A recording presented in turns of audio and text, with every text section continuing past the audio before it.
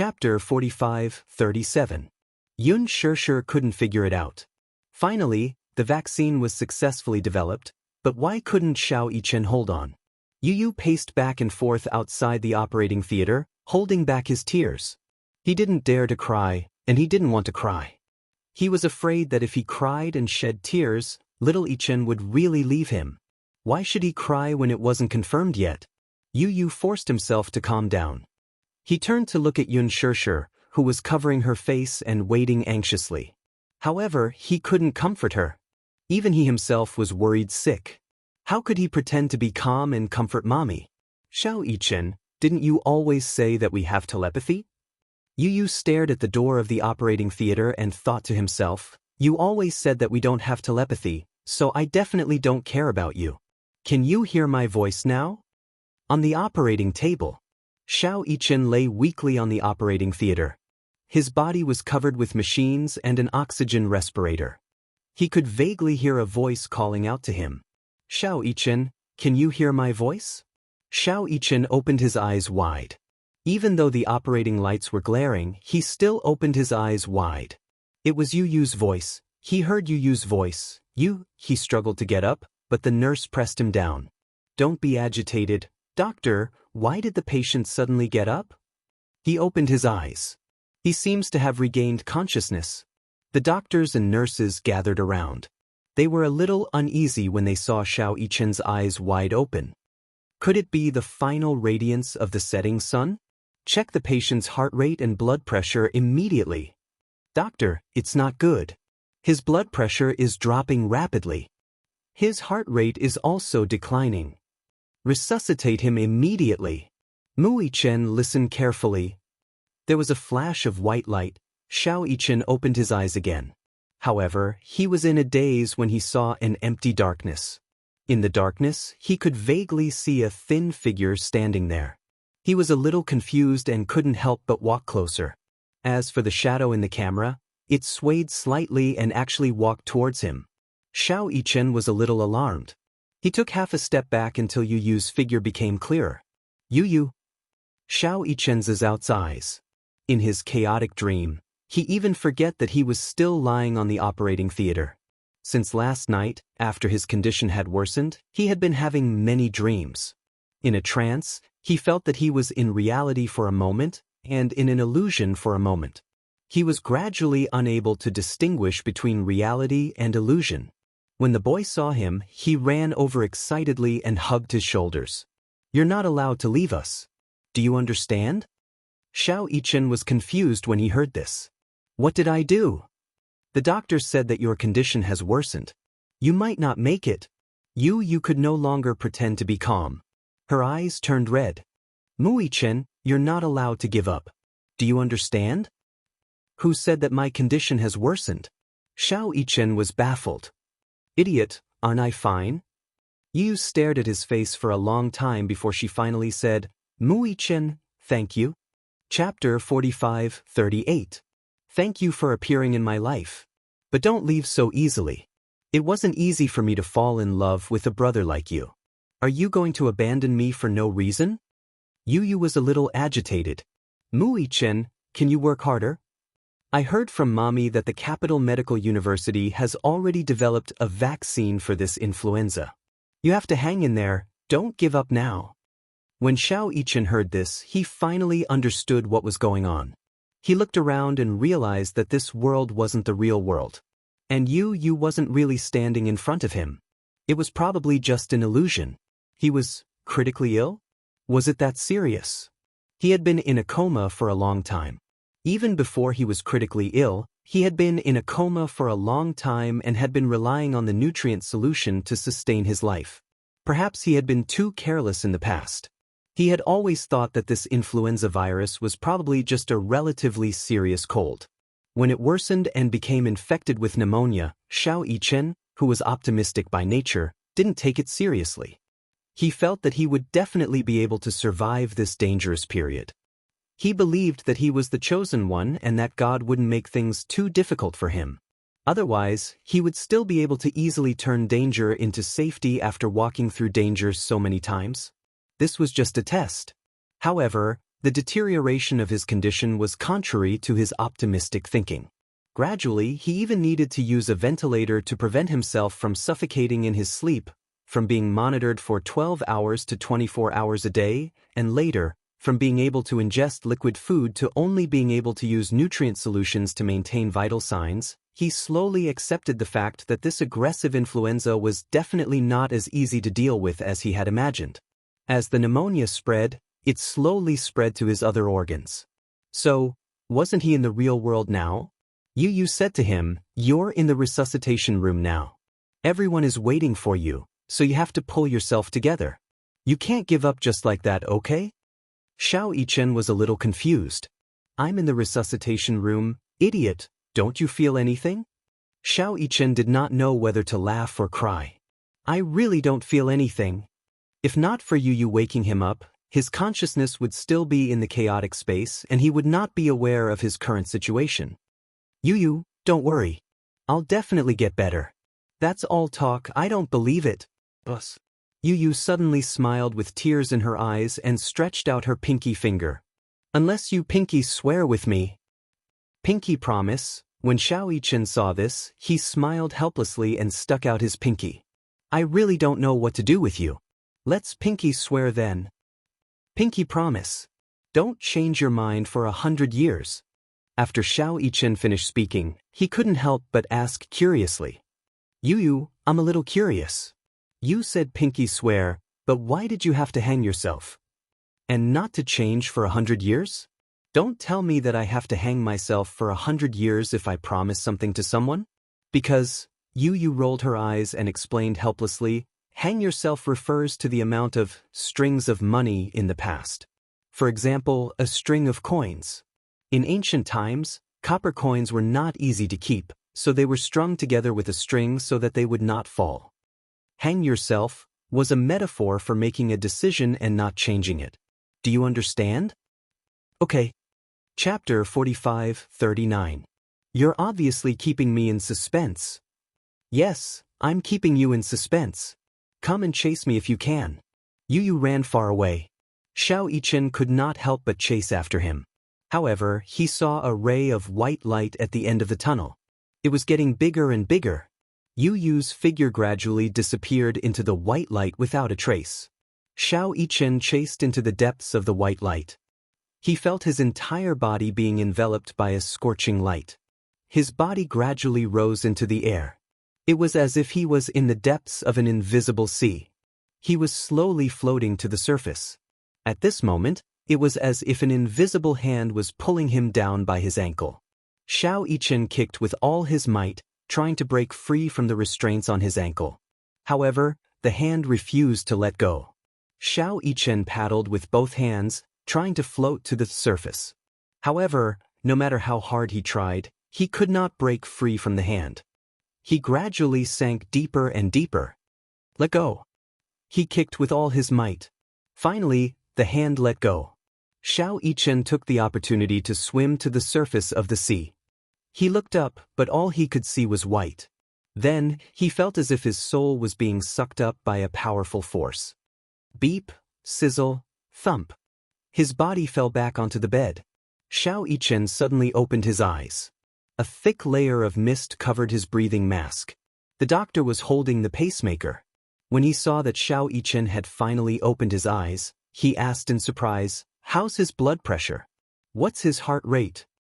"His heart rate is gradually returning to a stable level.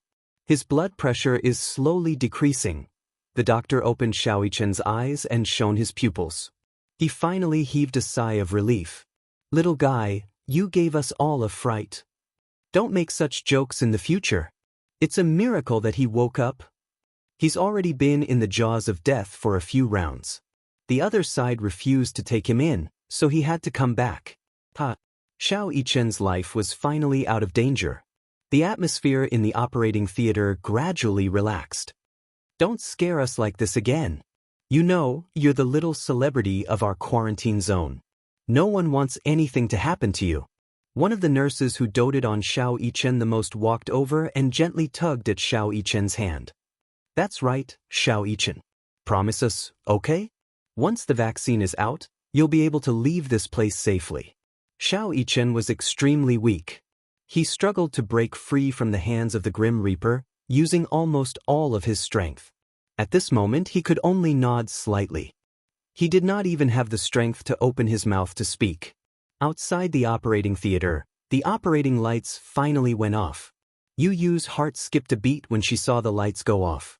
Yun Shirshir was so nervous that she grabbed Mu Yaja's arm tightly, almost pinching it. Even though it hurt, Mu Yaja didn't say anything. He only cared about comforting her. Shirshir, don't be so nervous. The lights are off. Where's Xiao Yichen? She was so scared. When the door opened, what she had been waiting for was a bed covered with a white cloth. He won't. Don't think too much. Mu Yaja didn't know what the situation was, but the most important thing right now was to comfort Yun Shirshir. I'm fine. Don't worry about me. Yun Shirshir actually comforted him. The door was finally pushed open. Chapter 45-40. Yu Yu immediately rushed over. Yun Shirshir and Mu Yaja also rushed over anxiously. The chief surgeon smiled when he saw how anxious they were and immediately comforted them. The surgery went smoothly. Don't worry, Mu Yichen is in good condition now. Really? Yun Shirshir's voice became a little shrill because of her surprise. Yu Yu was relieved when he heard that Xiao Yichen was fine. He took half a step back and gave Yun Shirshir the spot closest to the bed. Since he knew that Mu Yichen was in good condition, he was relieved. He was not in a hurry to take a look. Yun Shirshir and Mu Yaja surrounded the bed. If it were not for the isolation suits, they would have given Xiao Yichen a hug. It was strange. When he first met Xiao Yichen, he could not accept him as an older brother at all. As they slowly got along, even though he accepted Xiao Yichen as an older brother, deep in his heart, he could not accept that Yun Shirshir had given half of her love for him to Xiao Yichen. There was no such thing as sharing. Love was limited just like time. When you gave your love to another person, you would leave less for that person. Yu Yu did not want anyone to share his mommy's love with him.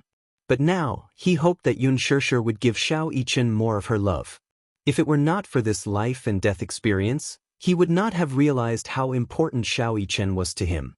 He did not even realize that he was so afraid of losing Xiao Yichen.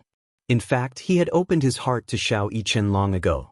It was just that he could not bring himself to say certain things because of his dignity. Perhaps Xiao Yichen also thought that he had not completely accepted him. This was because there were some things that others would not know if they were not said. There were some things that the loved one would never know if they were not said out loud. Moreover, he always said one thing and meant another.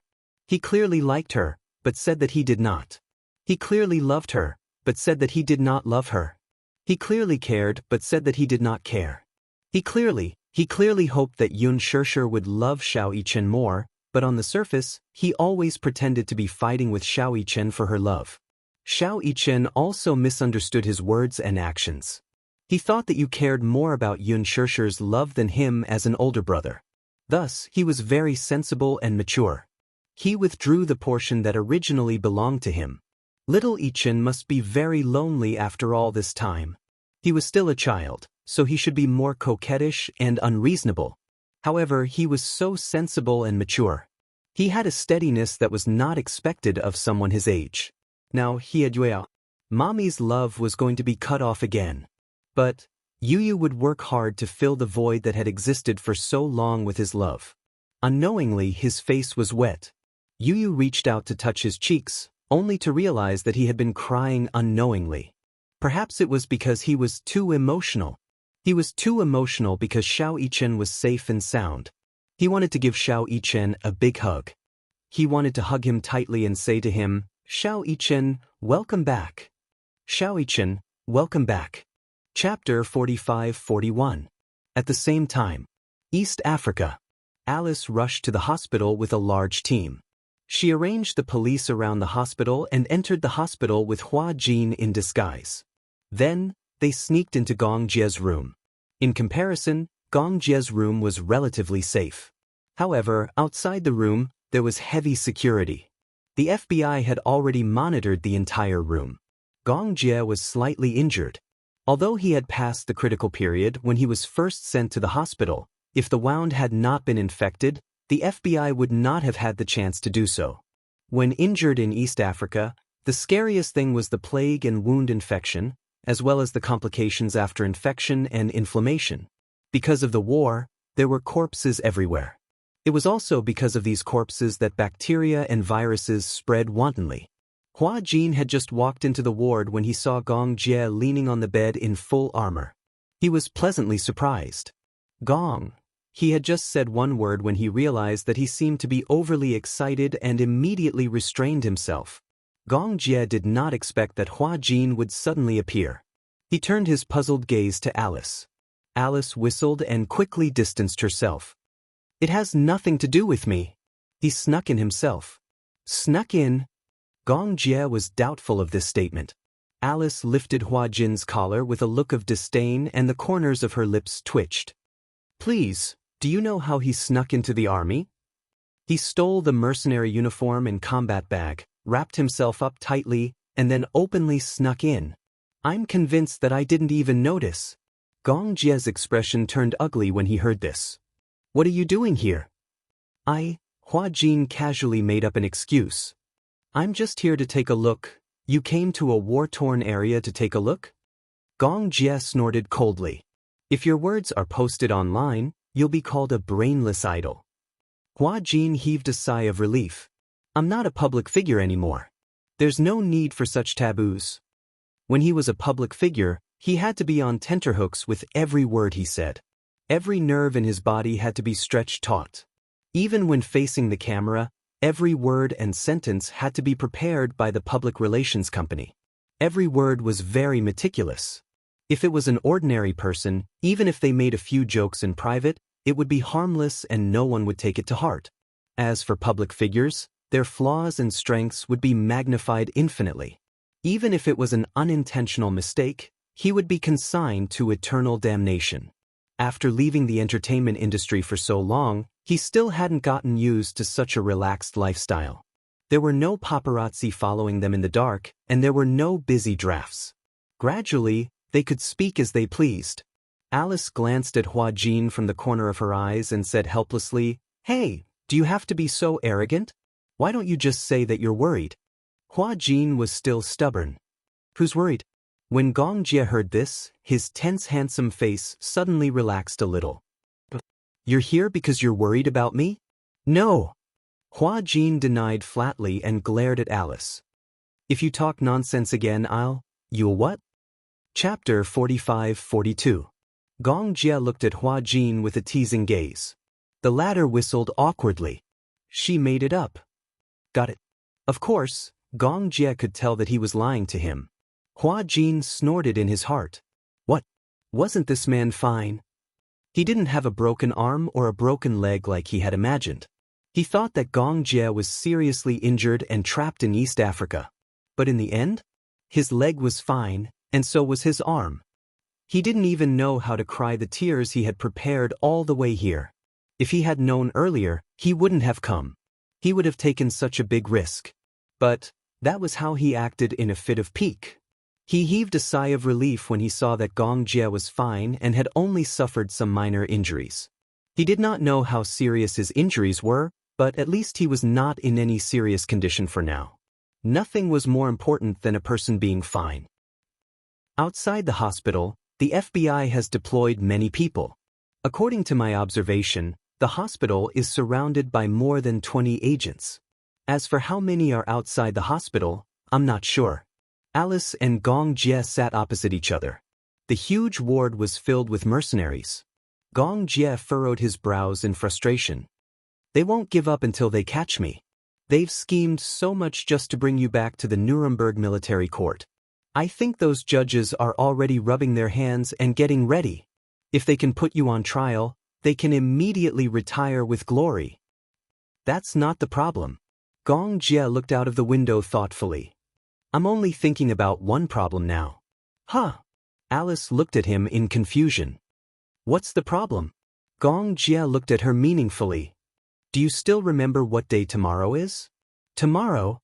After he mentioned it, Alice was a little confused for a moment. That's right. Was tomorrow an important day? Alice raised her watch and looked at the date on it. She calculated tomorrow's date, but she couldn't think of anything important. Is there anything important tomorrow? Alice was at a loss. Gong Jie snorted in disdain and crooked his finger at her. Come here. Alice inched toward him curiously, but the man unceremoniously pinched her nose and flicked her forehead. It's my birthday tomorrow, dummy. Alice covered her forehead in pain, but when she heard Gong Jie say that tomorrow was her birthday, her eyes flickered a little. She slapped her forehead again. How could I forget? It's your birthday tomorrow. Maybe you haven't gotten over the jet lag yet. I think you don't care about this at all. Don't worry. Where's the present? Gong Jie opened his palm to her like a child, asking for a gift. Alice braced herself and replied, I didn't prepare a gift. Gong Jie cast a sidelong glance at her, clearly expressing his dissatisfaction. Behind them, Hua Jin looked at them silently. He felt that there was an indescribable chemistry between the two of them. It was said that the two of them had known each other for a long time and had gone through fire and water together. This kind of chemistry couldn't be cultivated overnight. Moreover, Alice had sacrificed so much for him. Because Gong Jie was infected with the virus, in order to save him, Alice used her own body to experiment on the vaccine. If it weren't for her, Gong Jie wouldn't have been able to survive the infection of the virus. And because her body was affected by the experiment, she lost her fertility. Chapter 45-43. She had never told him about it. But was she afraid that he would feel guilty if he found out? Perhaps she did not want this matter to bind Gong Jie for the rest of his life. If it were another woman, she might have told Gong Jie about this matter to make him feel guilty. This way, her love would become righteous. Then, what if it was him? If he had sacrificed so much for someone, would he really remain silent? So far, the only person who could make him sacrifice without any complaints was Xianxia. He had not dared to think that he would remove his cornea for Xianxia. He had not dared to think about it before. He even thought that he would not do it. But now that things had developed to that point, he did it almost without any hesitation. Then, if the same thing happened again and the other party was Gong Jie, would he still do it? To be honest, he did not know if he could do what Alice did. Alice's love for Gong Jie was too heavy and too great. For Gong Jie, she personally brought people and came to East Africa to look for him regardless of the consequences. She loved Gong Jie so much. Why did she not confess to him? If Gong Jie knew about this, what would he think? Hua Jin was deep in thought when he heard Alice say, "You're still thinking about a birthday present at this juncture?" He came back to his senses and looked at Alice. However, he saw Alice looking at Gong Jie with a look of disdain. "It's my birthday tomorrow. I'll have to trouble you. I'll celebrate it with you when we get back to the island." "Humph, I want to celebrate it." Gong Jie even sighed. "Originally, I wanted to rush back to celebrate my birthday with my sister. He was born on the same day as Xianxia. His biggest wish was to celebrate his birthday with Xianxia every year. He was afraid that he could not do it this year." Gong Jie could not help but feel a little regretful. "I'll go outside and check if there are any FBI soldiers in the hospital." As Alice spoke, she stood up, looked around, and said to Hua Jin, "You, stay in the ward obediently, do you hear me?" "I heard you." Alice walked out with her men. Hua Jin stared at Gong Jie's back. For a moment, he was in a daze. He was hesitating whether or not he should tell him about it. It wasn't that he was being nosy. Instead, he had the right to know who had risked their lives to save him back then. It was not that he wanted to fight for something for Alice. Instead, it was a personal sacrifice. Although it was not for the sake of getting what he wanted, at the very least, he wanted to let Gong Jie know that he had paid such a huge price. This was the right of Gong Jie. It was also Alice's duty. Similarly, there was one more thing he wanted to confirm. Hua Jin suddenly plucked up his courage, walked in front of Gong Jie, and sat down opposite him. Gong Jie's knuckles, which were holding the teacup, stiffened. He looked at him in a daze. He had a feeling that he had something important to say to him. "What's the matter?" "I think that Alice is actually quite good." Gong Jie was speechless. This sentence, which came out of nowhere, did indeed stun him. "Yes, I know that she's quite good. What about you? How do you feel about her?" Hua Jin asked again. Gong Jie's lips twitched. What do you mean by how do I feel about her? You've always treated her as a good friend. Gong Jie pondered for a moment and then said seriously, rather than calling her a friend, it's better to call her a comrade. Comrade? Revolutionary friendship? Chapter 45-44. Hua Jin sat down opposite him. I think that Alice is quite good. Gong Jie looked at him suspiciously. He didn't understand why he was suddenly telling him this. Hua Jin continued, Alice may sound mean, but she has a sharp tongue but a soft heart. Gong Jie tapped the table lightly with his fingers. Do you have something to say? Hua Jin licked his lips. I have a feeling that you have something to say, but you're hesitating. It's like this. Hua Jin took a deep breath and said, I think that you owe her a thank you. Gong Jie was stunned. Do you know why Alice is infertile?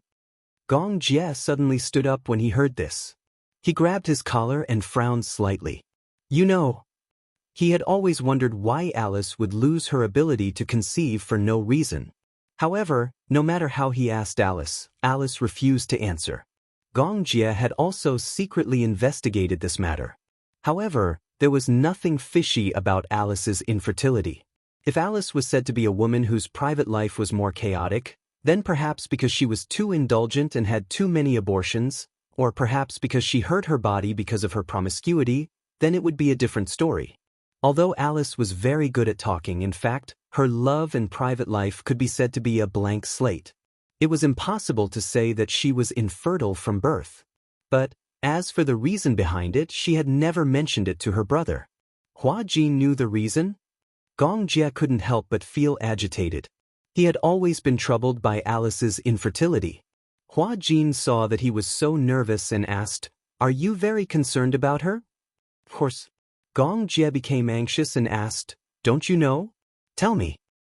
Because, Hua Jin gulped and asked again, Do you remember that you were infected with the plague when you carried out a mission? Didn't you get infected with the virus? Gong Jie said, Yes. Hua Jin said, At that time, in order to save you, she used her own body as an experimental specimen. She planted the vaccine in her body? To be honest, I don't really understand this issue. However, I heard that he first implanted the virus into his own body and then experimented with the vaccine on her body. Fortunately, the experiment was very successful.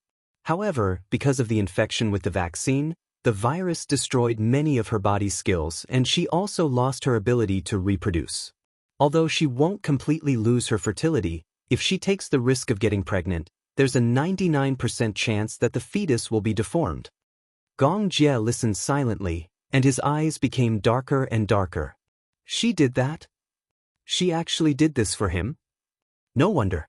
Back then, when he was infected with the virus, a vaccine for the plague that swept the entire impoverished country was immediately available. He only knew that Alice was one of the main researchers for this vaccine. However, he didn't know that she was the one who took the initiative and used her own body as an experiment. After the vaccine was developed, it had to be tested before it could be used. And Alice was willing to use her own body as an experiment for him.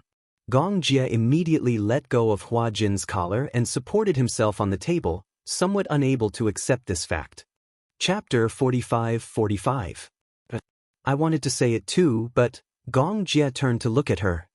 She didn't want you to say it? This stupid woman. Gong Jie punched the table angrily. Who asked her to do this? She did it to save you. She didn't know that she would lose her fertility because of this experiment. After a pause, Hua Jin continued, but I think that if she were to go back and make a choice again, even though she knew that she would lose her fertility, I think she would still do it. Gong Jie's lips curled into a smile. She likes me. You knew? If I didn't know, I wouldn't be Gong Jie. It was just that he had always pretended not to know. He had tried to make it clear, but Alice didn't confess her feelings. He didn't have the right to say that. He even felt that he had gone overboard. Alice didn't express her feelings, but he still had to reject her cruelly. Alice didn't say anything, but she probably knew that he didn't have any feelings for her. In fact, both Alice and Gong Jie were very smart. Smart people could see through each other's feelings from their words and actions. If two people liked each other but didn't confess their feelings, then they must be idiots.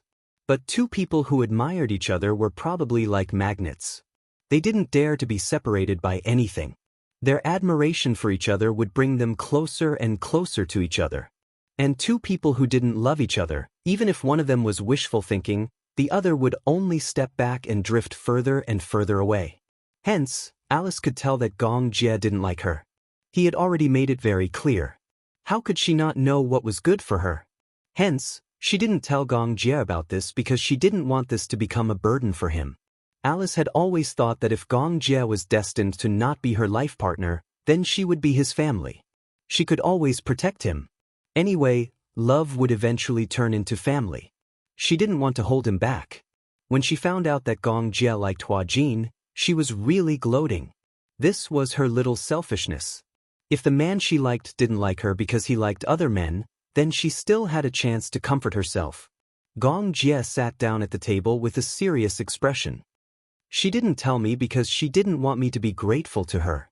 Yes. Hua Jin rested his chin on his hand. She doesn't want you to know, but I feel that she has the responsibility to tell you, and you have the right to know, don't you think? Thank you. After learning the truth from him, Gong Jie finally breathed a sigh of relief. When Alice finished patrolling the corridor outside the ward and returned to the room, she saw only Gong Jie in the room. She was surprised. Where is he? Where did he go? Gong Jie raised his head and looked at her deeply. Come here. Alice walked over with some hesitation. The corners of her lips twitched. Especially when she saw Gong Jie's serious expression, she felt even more uncomfortable. What's wrong? Gong Jie stood up and came close to her.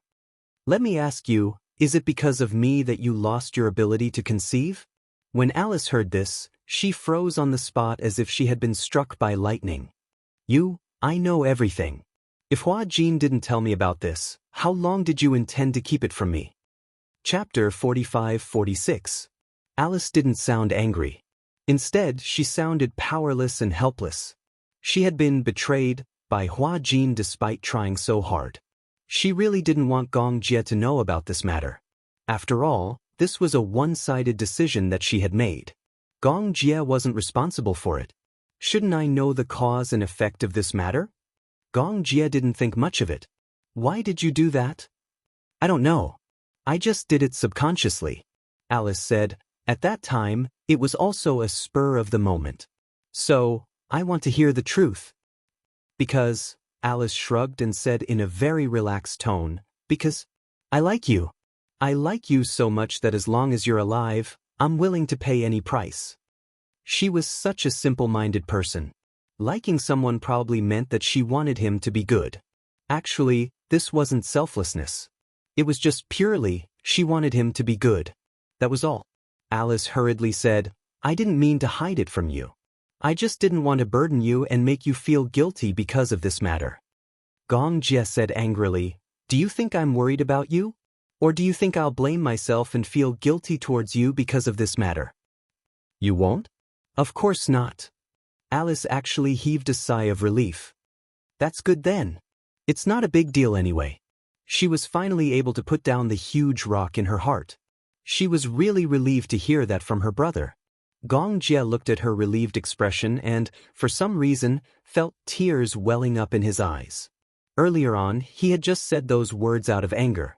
However, he didn't expect that Alice's relieved expression would make him feel bad. Gong Jie took a deep breath and said, This kind of thing can't happen again. I also hope that there won't be a next time. Although it's not a big deal, it still took half of my life. Gong Jie finally couldn't hold it in anymore. His heart ached so much that he pulled Alice into his embrace. His throat was already slightly hoarse. You should have told me about this earlier. Alice noticed that his shoulders were trembling slightly, and she couldn't bear to see him like this. If I had known that Hua Jin's mouth wouldn't be reliable. Forget it. I had originally planned to keep this matter from you even if I were to die. But since you already know, spilled water could not be retrieved. Alice rubbed the back of his head helplessly. Gong Jie, you still blame yourself for this, right? Gong Jie did not say anything. Alice asked again, "Do you know why I never told you?" Gong Jie was still speechless.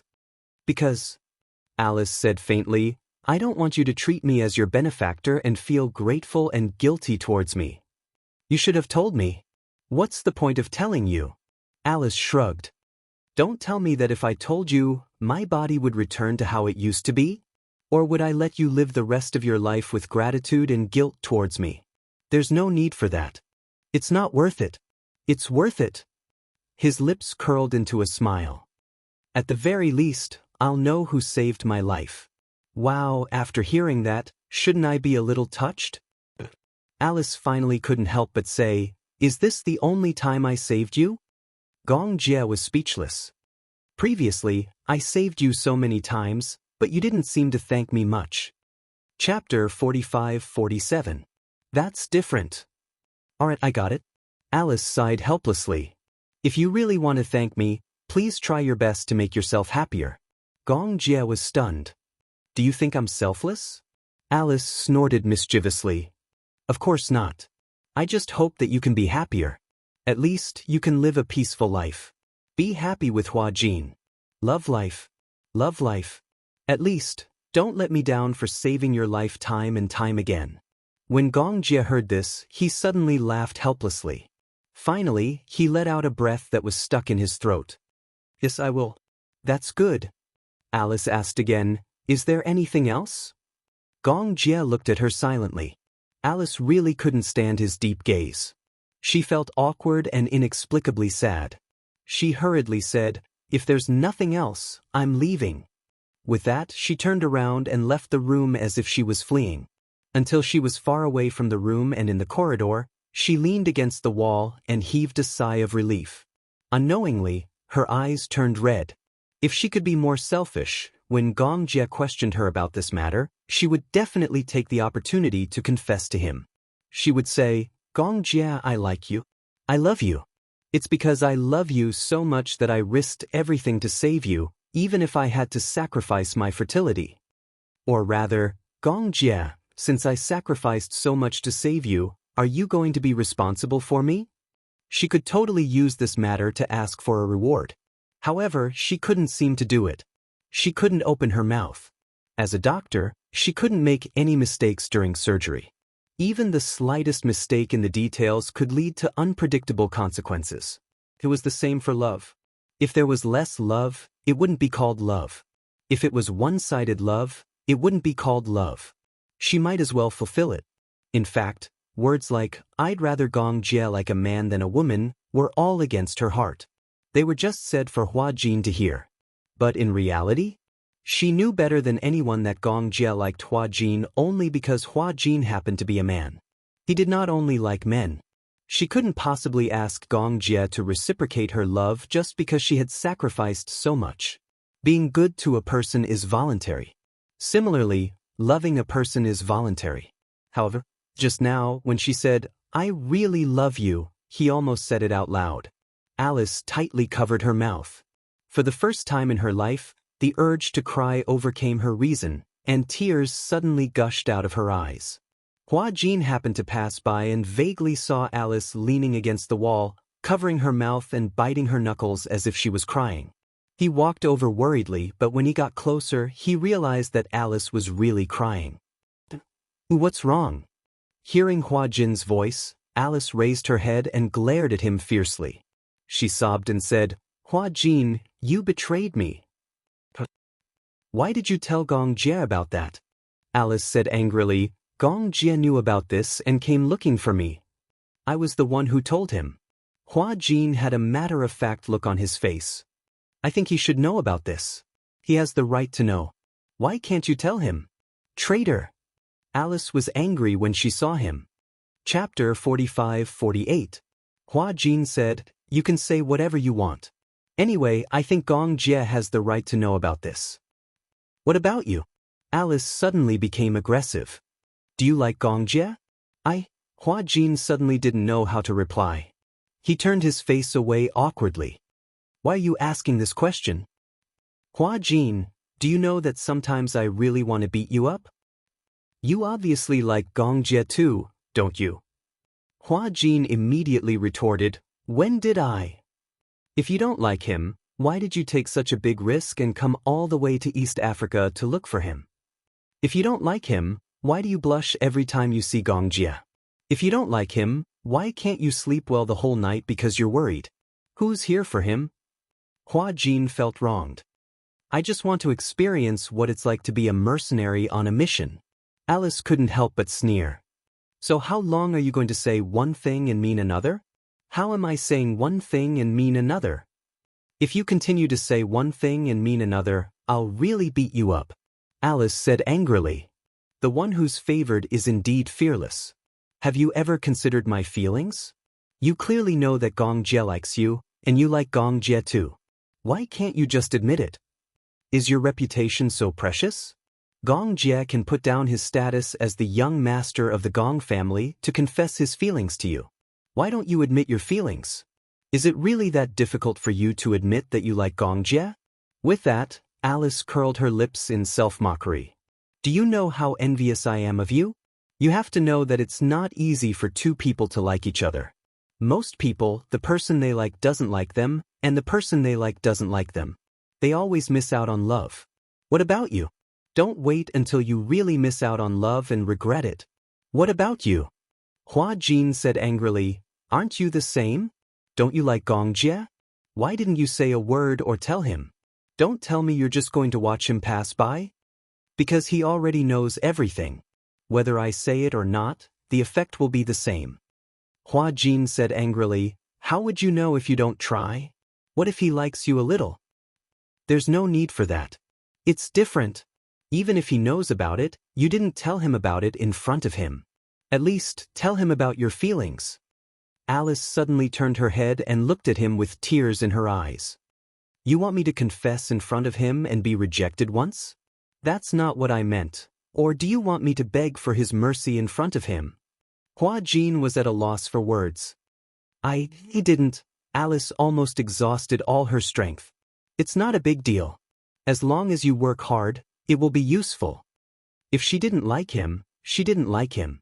If she didn't love him, she didn't love him. Although no matter what, one had to try their best and struggle a little to know whether there was hope or not." Chu Yunxing was still in a daze. But this was the only thing that Alice didn't want to struggle with. Her greatest gentleness was not to disturb or force him. Chapter 45-49. Hua Jin looked at Alice in a daze and was silent for a long time. Alice asked, "Life is so short. Isn't it a blissful thing to be able to be with someone you like and who likes you back?" At the hospital, Xianxia sat on the balcony. After drying the clothes, she leaned against the balcony in a daze. Wuxia walked over and hugged her waist from behind, gently resting his head on her shoulder. "What's wrong? What's on your mind?" "I'm thinking, when will the vaccine be available?" Wuxia couldn't help but laugh. "It's not like you're just thinking about it. The vaccine will be available for clinical use tomorrow. But I'm still praying silently in my heart." "Who are you praying to? Jesus? Or Buddha?" Wuxia paused and said, "As the saying goes, if you're sincere, it'll happen. If you're not sincere, how can God hear your prayers?" Wuxia gently stroked her hair. "All right, don't think so much. I'm worried just like you. But worrying is useless." Xianxia was still absent-minded. Wuxia kissed her cheek and hugged her gently. "Tomorrow is your birthday." Xianxia finally reacted. "My birthday? You were so busy taking care of the little guys that you forgot about your birthday?" Xianxia said, "How can I be in the mood to celebrate my birthday at this critical juncture? We still have to celebrate your birthday. We don't want to build our happiness on Xiao Yichen's suffering. Instead, we have to persevere in the face of adversity and hope for life." Wuxia continued, "Besides, your birthday is very meaningful. When the time comes, we'll bake a cake and send it to Xiao Yichen. Although he can't be by your side this year, we have to tell him that we hope that he can be there for your birthday next year, the year after that, and every year after that." Xianxia nodded. Unknowingly, her face was wet with tears. After returning home from the hospital, because she had not been home for a long time, the whole house was filled with a sense of loneliness. He hadn't come back for a long time, so much so that there wasn't even the slightest trace of life left. Xianxia hurriedly turned on the lights in all the rooms. The bright light finally brought a trace of vitality to the cold and cheerless home. After Wuxia parked the car, he walked into the house. Looking at the lights in the house, he finally felt a trace of warmth. Usually, he had 3 points and 1 line. Hospital, company, home. Usually, Xianxia would be at the hospital. Usually, when he came back from the company, he only used the bedroom. When Xianxia was not at home, his 3 meals a day were basically settled in the company cafeteria. Both Lu Jinyu and Xianxia were a little surprised. Why had boss been going to the company cafeteria every day recently? Isn't sister-in-law cooking at home?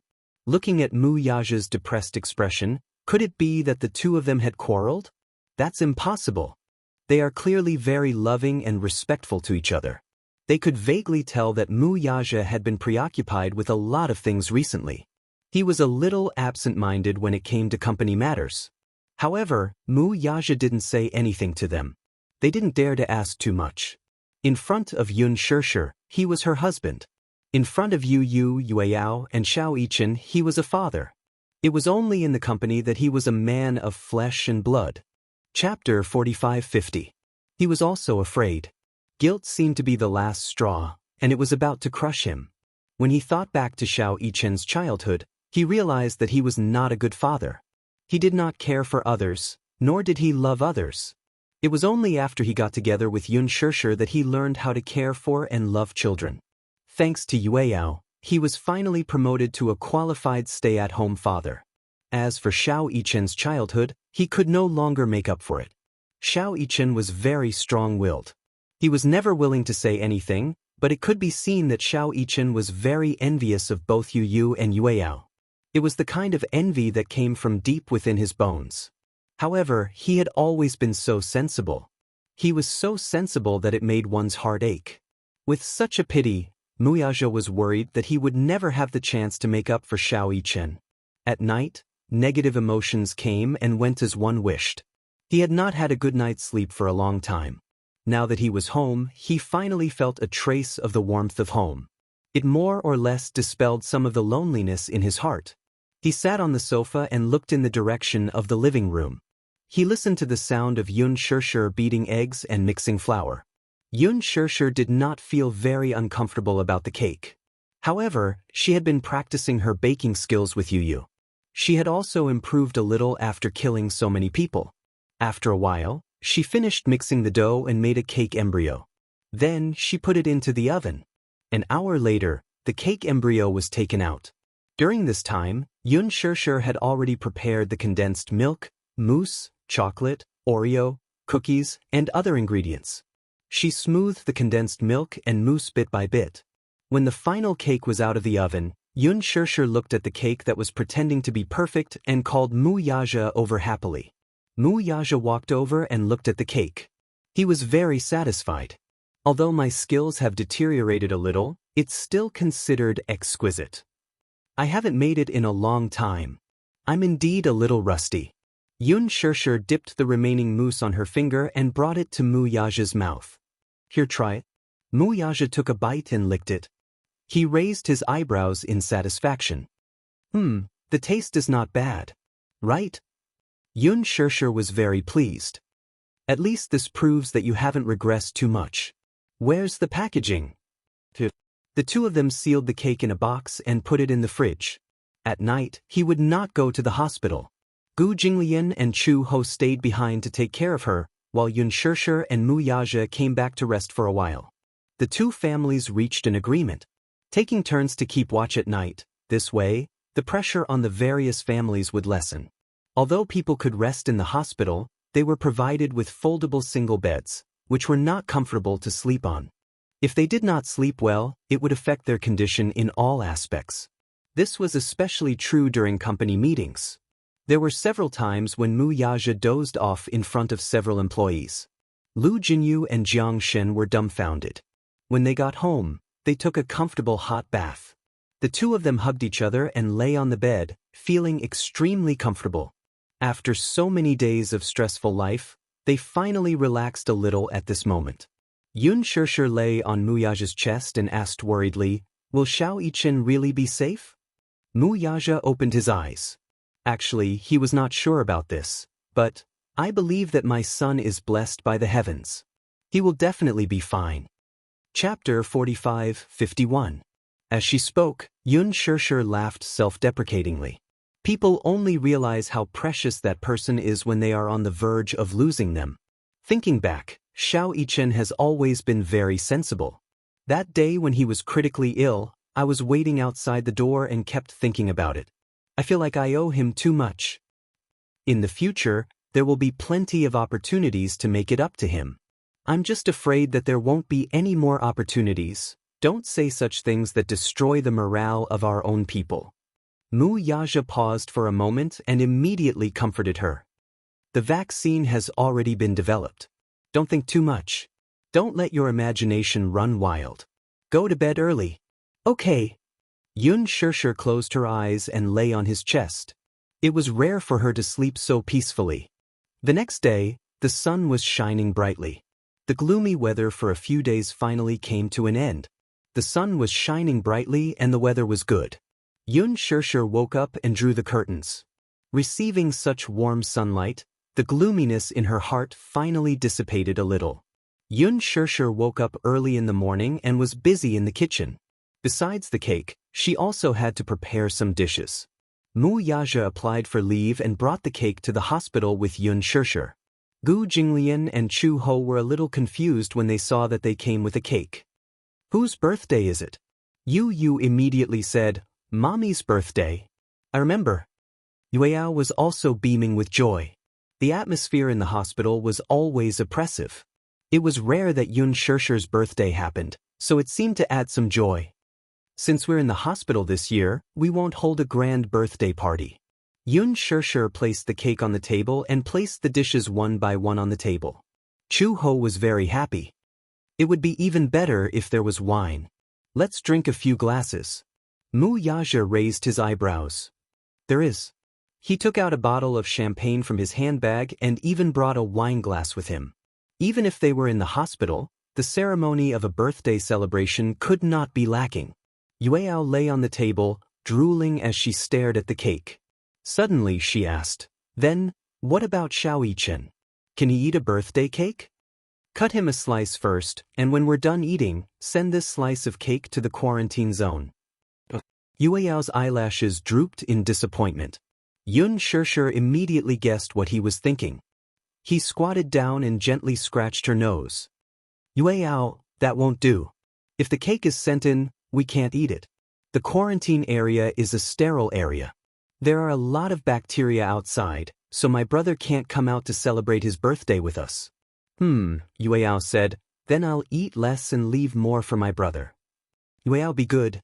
You don't have to keep it. The cake is very big. I can't eat too much now. Otherwise, I won't be able to do it if I vomit it out." If he vomited, the blood would flow back into the trachea, which could easily endanger his life. Therefore, he had to rely on liquid food for now. He could only eat a little of the cake. A few mouthfuls would be bad enough. Yueyao nodded sensibly. "Then I'll wish Mommy a happy birthday on behalf of my brother." Yun Shirshir was so touched that she kissed her. Yu walked over and gave Yun Shirshir a big hug. "Mommy, happy birthday. I wish that you'll always be 18. Thank you, Yu." Yun Shirshir kissed Yu.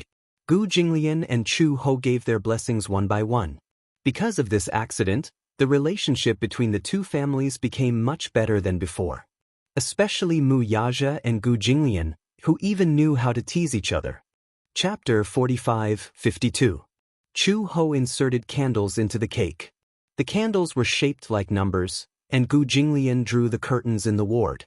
The moment he lit the candles, the faint light reflected on Yun Shirshir's face, and her gaze was gentle. Chu Ho said, "Shirshir, hurry up and make a wish." But she had already thought of the wish countless times. Yun Shirshir closed her eyes, and a strong wish surfaced in her mind. She wished that Xiao Yichen would not miss her birthday again. This wish did not ask for much, but could it come true? Yun Shirshir made the wish sincerely and gently blew out the candles. Chu Ho passed the knife to her.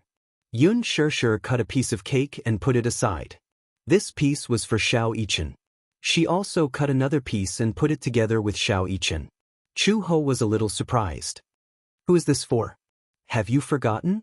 And your Xiao Bao? Not a single one of them can be missing. Chu Ho came back to his senses. So you haven't forgotten about Xiao Bao? He had originally thought that Yun Shishir had probably forgotten about Xiao Yichen because she had been thinking about Xiao Bao. Chu Ho had originally felt that it was a pity that Xiao Bao would not be able to eat the cake because he was also in the quarantine zone. He had not expected that Yun Shishir would still be thinking about him. This is for Xiao Yichen and Xiao Bao. Later, after we finish eating, we'll send the cake to them. Okay. We can't forget about them.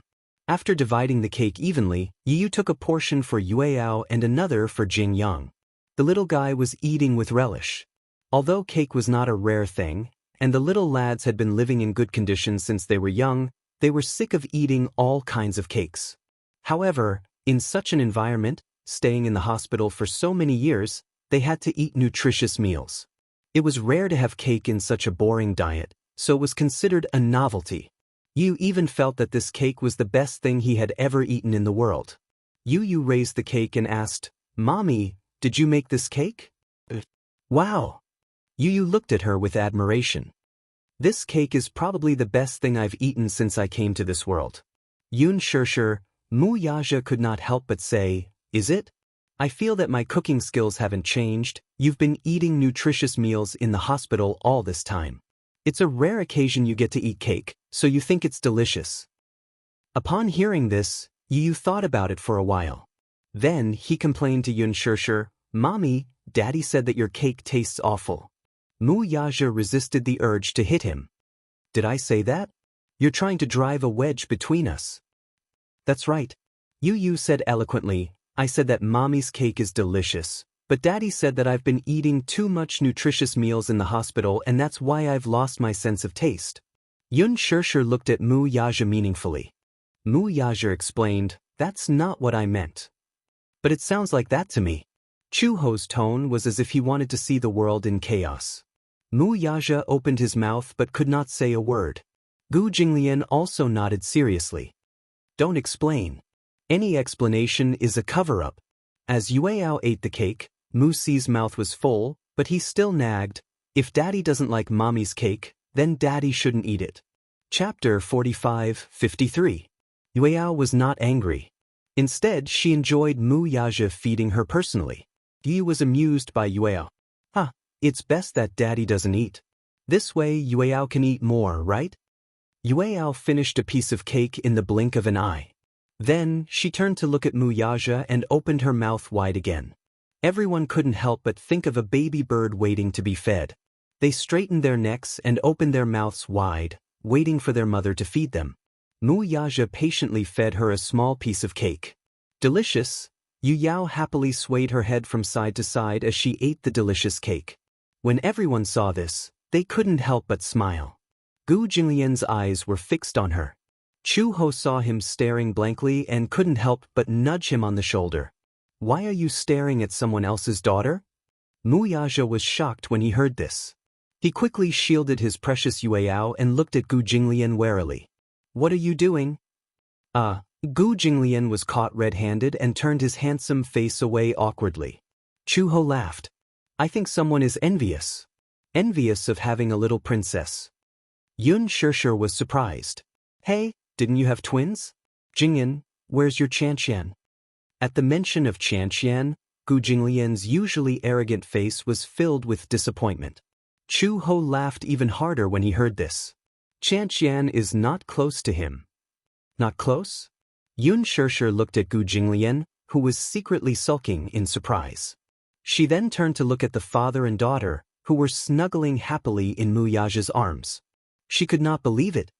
This daughter must be the closest to her father. As soon as she said this, the atmosphere in Gu Jinglian's corner became even gloomier. He took a bite of the cake and said nothing. Chu Ho said helplessly, "Logically speaking, that's what they said. However, Xianxia has also grown up a lot.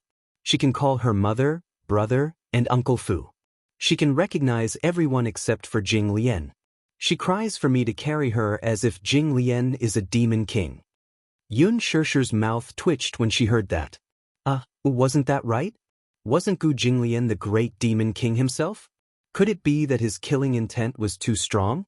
After all, in the past, a simple stomp of the Gu family's feet could cause a bloodbath. Gu Jinglian was ruthless. It was said that the more powerful a person was, the more murderous he would be. Children, on the other hand, were very intelligent. Normally, when they saw someone with a strong murderous aura, they would cry out of instinct. No wonder Xianxia was no longer close to Gu Jinglian. Yun Shirshir only comforted her. Jinglian, it's okay. The child is still young. When he grows up, he'll naturally be closer to you. Gu Jinglian didn't know if he should nod or sigh. He asked, was Yueyao close to his father since he was young? That's different. How is it different? Yueyao was taken care of by Yazhi since he was young. At that time, I was not in good health after giving birth, and he couldn't bear for me to tire myself out. He did everything personally for Yueyao, including breastfeeding him. When Gu Jinglian heard this, he said indignantly, haven't I done enough personally? Chu Ho said, did you take care of the two little guys as well as I did? I cried whenever I got close to them. I couldn't help it. This means that they're afraid of you. There's no choice. Your daughter isn't close to you. Gu Jinglian was furious. That might not be the case when she grows up. Maybe when she grows up, she'll still be close to me. Just like Yueyao, she's closest to her father. Chapter 45-54. Yu proudly hugged Yueyao's shoulders. I'm the one closest to Yueyao. Yueyao likes me the most, right? Yueyao's innocent eyes darted around, and she immediately slapped her face. No. Yu was speechless. Everyone laughed. Yu felt a little wronged. She reached out and pinched Yueyao's face. She was angry at her heartlessness, but she couldn't bear to hit her too hard. She only asked eagerly, didn't you say that you like Big Brother the most? Not anymore. As Yueyao spoke, she looked at Jing Yang and said in a childish voice, I like Big Brother Yang the most now. Yu looked at Jing Yang resentfully. Indeed. During her stay in the hospital, Yueyao and Jing Yang's relationship was the best. It was so good that it angered both humans and gods. He had been jealous more than once, but because of Xiao Yichen, he had been very worried and neglected to take care of Yueyao. Because Big Brother Yang plays with me. Yueyao said, I like to play with Big Brother Yang the most. Feeling the sharp stab in his back from Yu's angry glare, Jing Yang was so scared that he buried his head and ate the cake. He acted as if he was an outsider who didn't know anything and looked innocent. Everyone laughed even more unbridled. No matter who it was, even Yun Shirshir, it was rare to see Yu get snubbed like this. Moreover, it was at the hands of Yueyao. However, even so, Yu still couldn't bear to be angry at Yueyao. She looked at Jing Yang with hostility, but when her gaze returned to the back of Yueyao's head, it was full of tenderness. He gently rubbed Yueyao's black hair and said dotingly, anyway, no matter who Yueyao likes the most, I will always dote on Yueyao the most. Brother Yichen dotes on Yueyao too. Yueyao pouted. At the mention of Xiao Yichen, she felt a little disappointed. Yueyao, when will you be able to see Big Brother? Yueyao misses him so much. Although her tone was full of dejection and grievance, she did not stop eating the cake. Everyone stared dumbfoundedly at Yueyao, who was happily eating the cake but was also worried about Xiao Yichen. For a moment, they didn't know whether to feel sad or laugh. Yu comforted her. Brother Yichen will recover soon. Really? Yueyao's eyes sparkled when she heard this. She bit on her cake spoon and looked up at Yu. What about us? Are we almost done? You'll be fine if you eat more. Alright. When she heard that she would be fine after eating more cake, Yueyao ate even more happily. Yun Shirshir was a little worried. Will you gain weight if you eat like this? After all, there was so much sugar and calories in the cake. Yueyao had standard baby fat. Her face was chubby, and with a pinch, all her fingers could pinch was meat. It was soft and tender, but there was no meat on her body. Her stomach, however, would bulge like a little ball every time she finished eating. Yu hugged Yueyao lovingly. Such a small glutinous ball even had a strong milky fragrance on her body. He had a feeling that this little sister was made of milk. She had clearly been weaned for a long time, but the milky fragrance on her body was still there. Everyone looked at each other and sighed. Only 2 people were missing from such a joyous and harmonious scene. The 2 cakes were carefully kept and sent to the quarantine area by the nurse. Chapter 45-55.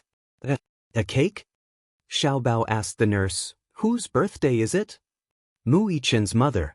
It's her birthday today, so she said that she can't leave you guys behind. Xiaobao was a little envious when he heard that. How nice. We can celebrate our birthdays together.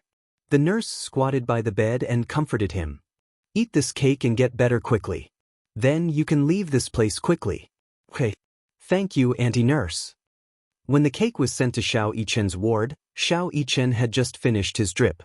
When he saw the cake, he immediately remembered that it was Yun Shishir's birthday today. He had been isolated all this time, so he didn't know that the date outside had changed.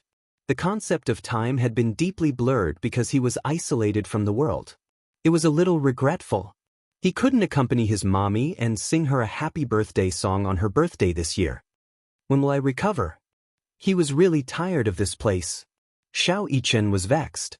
Back then, when he found out that his illness had worsened, he didn't think much of it. He felt that no matter what, he would be able to turn danger into safety. He was never afraid of death. It was also because of this courage that he didn't take the flu to heart. However, he didn't expect that because of this carelessness, he would become the one with the most serious illness. He had been on the verge of death several times. Until now, it was like a nightmare. He wasn't afraid of death. He was only afraid of separation. The nurse said, "Your mommy asked me to pass on a message to you." When Xiao Yichen heard that his mommy had something to tell him, he sat up excitedly. "What did mommy say to me?" She said, I'll tell you after you finish eating the cake." Xiao Yichen pouted and said coquettishly, "Nurse, tell me first. Don't bargain with me. This is a cake that your mommy personally made. But don't you want to eat it? If you don't want to eat it, can you give it to me?" "No." Xiao Yichen protected the cake that Yun Shishir had personally made. "Anyway, you can't eat this cake. Don't threaten me." "All right, I'll eat it. Don't eat too much. It's too sweet. It won't be good if you spit it out." Xiao Yichen obediently picked up the spoon and took a bite of the cake. The cake was sticky, sweet, and mousse, but she didn't feel sick of it at all. Just the right amount of sweetness. It was so delicious that he wolfed it down. "Eat slowly." The nurse's heart ached as she watched him eat the cake. She couldn't help but say, "Your mommy said she misses you a lot." Xiao Yichen paused for a moment, and a teardrop fell onto the dining table. He closed his mouth tightly, trying to hold it in, but failed. He carelessly wiped the corners of his eyes. In an instant his eyes were wet. Because he rubbed them, they were red and swollen. Against his pale skin, it made people's hearts ache. "I miss mommy too." "So, you have to pull yourself together. Your mommy made a wish today, and it must be for you." Wishes couldn't be spoken out loud, otherwise, they wouldn't come true. However, everyone knew who the main character of this wish was. Yun Shishir's wish must have been for Xiao Yichen. She hoped that he would get better soon. Xiao Yichen finished all the cake. Actually, he didn't like to eat sweets, but because it was Yun Shishir's birthday and she had personally made the cake, he decided to eat it. Chapter 45-56. At the same time, East Africa. Due to the war, it was extremely difficult to find the only remaining shop. However, Alice managed to find it. Next to the hospital, there was a very dilapidated dessert shop. There was also a display cabinet selling cakes. However, the conditions were limited. The surface of the cake inside looked like it was smeared with very cheap cream. There were many places that had not been smoothed, and the appearance was not exquisite enough. However, it was not easy for her to find this shop in such a remote corner beside the hospital. There was probably a market further away. However, due to the conditions in East Africa and the recent invasion of war, there were refugees everywhere. Many shops that were lucky enough to escape the war had been smashed and robbed by the refugees. A cake like this was not cheap. It actually cost dozens of US dollars. Due to the war, the country's currency had been devalued. Only US dollars were allowed to circulate in the market. Alice bought the cake back. When Hua Jin saw that she had bought the cake, he found it a little strange. Where did you buy the cake from? A shop in a remote corner beside the hospital. A remote corner. He had already said that it was a remote corner, but she had still managed to find it.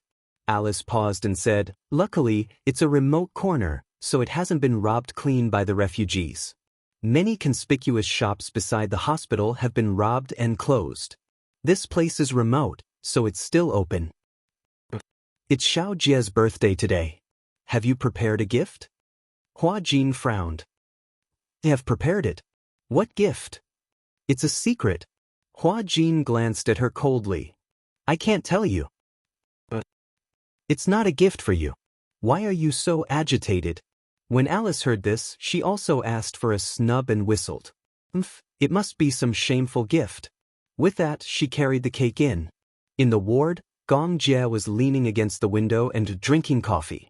When he saw Alice carrying the cake in, his eyes widened in shock. Previously, Alice had told her that she was going to buy him a cake. Gong Jie was worried that she might be in danger. Alice even joked that she wasn't on the wanted list. She wasn't him, so why would she be in danger? Gong Jie did not think much of it. Although Alice wasn't on the wanted list, she was still a member of the Hurricanes. Even the FBI knew her. In addition, at this time, there were ruins everywhere. Why would they go to the ruins to find a cake shop? It was simply wishful thinking. He didn't expect that she would really buy the cake back. Unbelievable. This woman was simply omnipotent. Ever since you were young, you could lack anything on your birthday except for cake. Gong Jie was surprised and touched by Alice's kindness. It was so dangerous, but she still insisted on buying him a cake. Cake wasn't a tradition of the Gong family. It was just that after he was young, when he celebrated his birthday with his elder sister, the most important ceremony was to have a cake. Gong Jie was a very ritualistic person. Every birthday, Mu Qingqing would buy them a birthday cake. Although the cake was sometimes big and sometimes small and not enough for 3 people, it was essential to have a cake on a birthday. Chapter 45-57. When it was his birthday, Gong Jie was inexplicably unhappy when he saw that there was no cake. He kept feeling that something was missing. It was as if without the cake, he felt that the birthday was missing a little bit. Every time he saw the cake, he would think of Mu Qingqing and Xianxia. In this way, even if it was his birthday alone, he wouldn't feel lonely. However, without the cake, he would feel that he was really alone on his birthday. It was also from that time that Alice really realized that on her birthday, she couldn't lack anything but cake. Otherwise, she wouldn't have tried so hard to find a cake everywhere. In the end, he really found it. Maybe the taste is limited, but I've seen the production environment. It's quite clean. Gong Jie walked to the table and opened the box personally. A cake that wasn't considered round greeted his eyes. There was nothing new about the production. In China, it was the original appearance of a cake from the 60s or 70s. The cake's cream was mixed with cheap coloring. The wavy pattern was written in English, "Happy Birthday." The font was crooked and not exquisite at all. "Happy birthday." Alice smiled at him. Gong Jie smiled and gently hugged the back of her neck. He planted a kiss between her eyebrows. "Thank you." Hua Jin said. That, Gong Jie turned to look at him. "What? Happy birthday to you." Gong Jie paused and suddenly thought of something. "Then, where's the gift that you prepared?" Hua Jin inexplicably looked a little guilty. "I'll give it to you later." "What gift?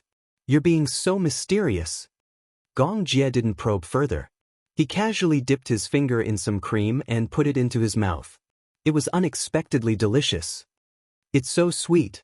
Although it was cheap coloring, the cream was actually not bad. The point was, in a background like East Africa, the food had always been bad.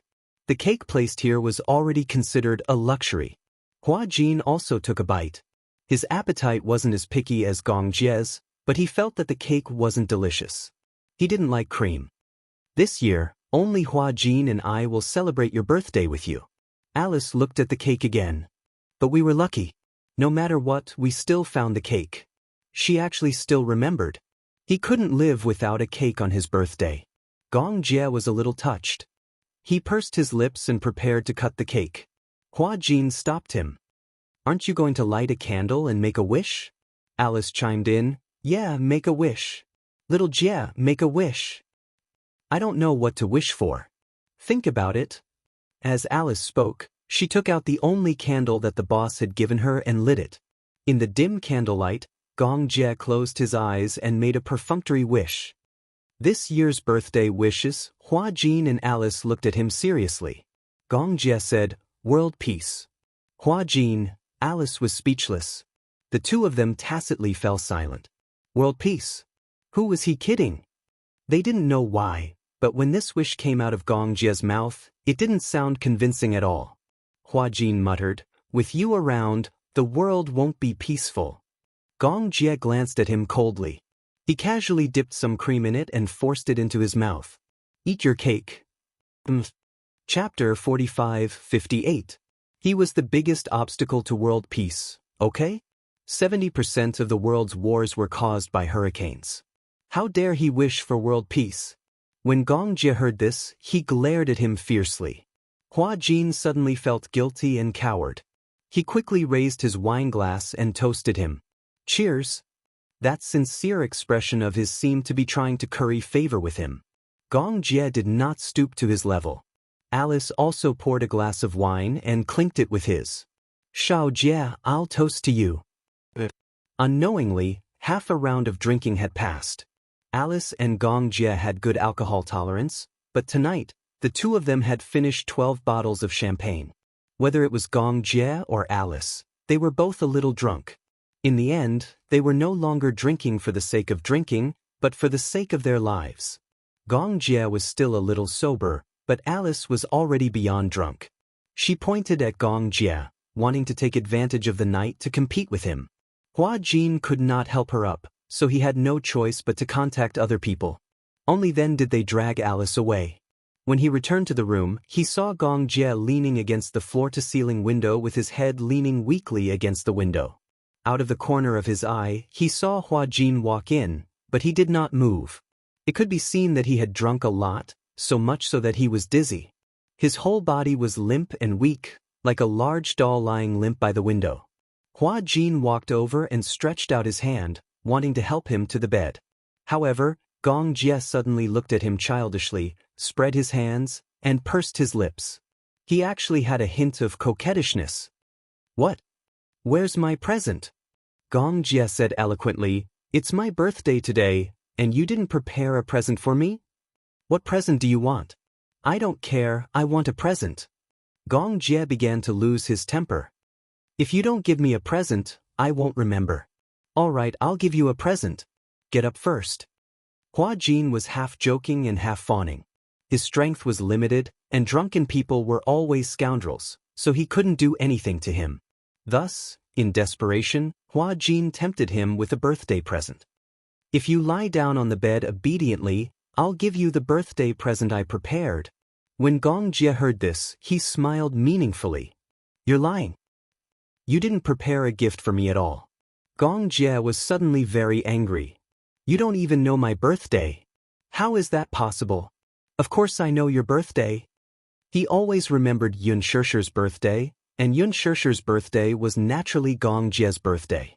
He wouldn't make a mistake. He had always remembered Gong Jie's birthday. "I promise you, as long as you lie down on the bed, I'll give you your birthday present."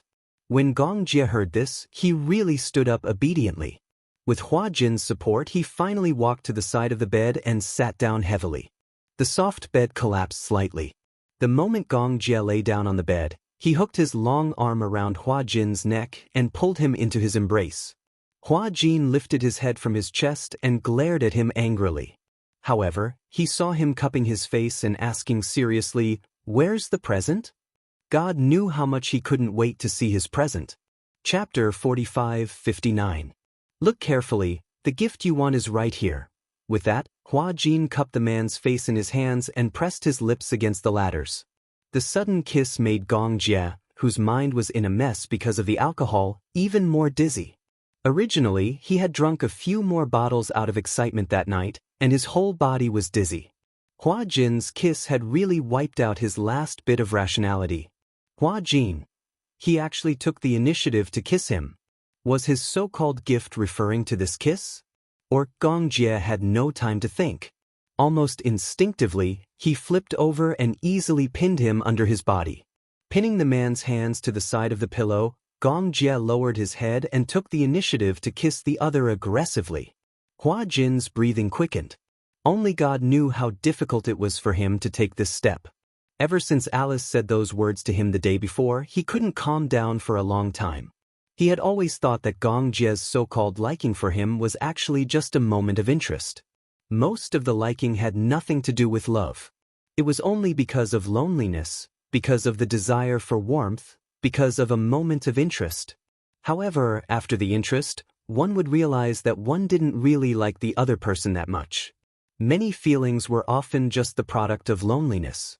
Hua Jin had always been worried that if Gong Jie knew about Alice's matter, would Gong Jie push him away and be with her because of his guilt towards Alice? However, due to a freak combination of factors, Gong Jie and Alice's attitudes the last time had already made it clear that their friendship would not change. Alice had also told him that it wasn't easy for two people to like each other. Therefore, he had to cherish it all the more. Hua Jin thought that this was why he had to take the initiative to take this step. Therefore, he used this kiss to express his determination. Thus, he liked Gong Jie. He didn't want to deny it anymore. This feeling had already existed since the first time they played Dare, when their lips touched through a piece of tissue.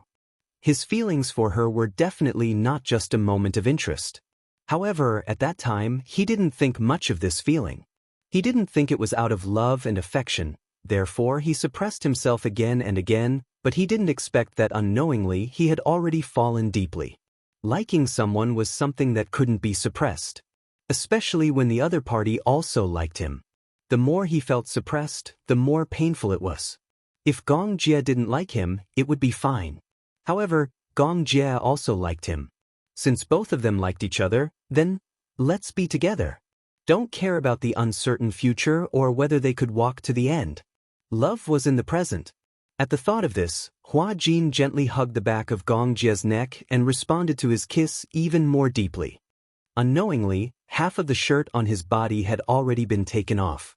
Similarly, Hua Jin followed suit and removed the man's clothes. In the blink of an eye, Gong Jie's strong shoulders were exposed to the air.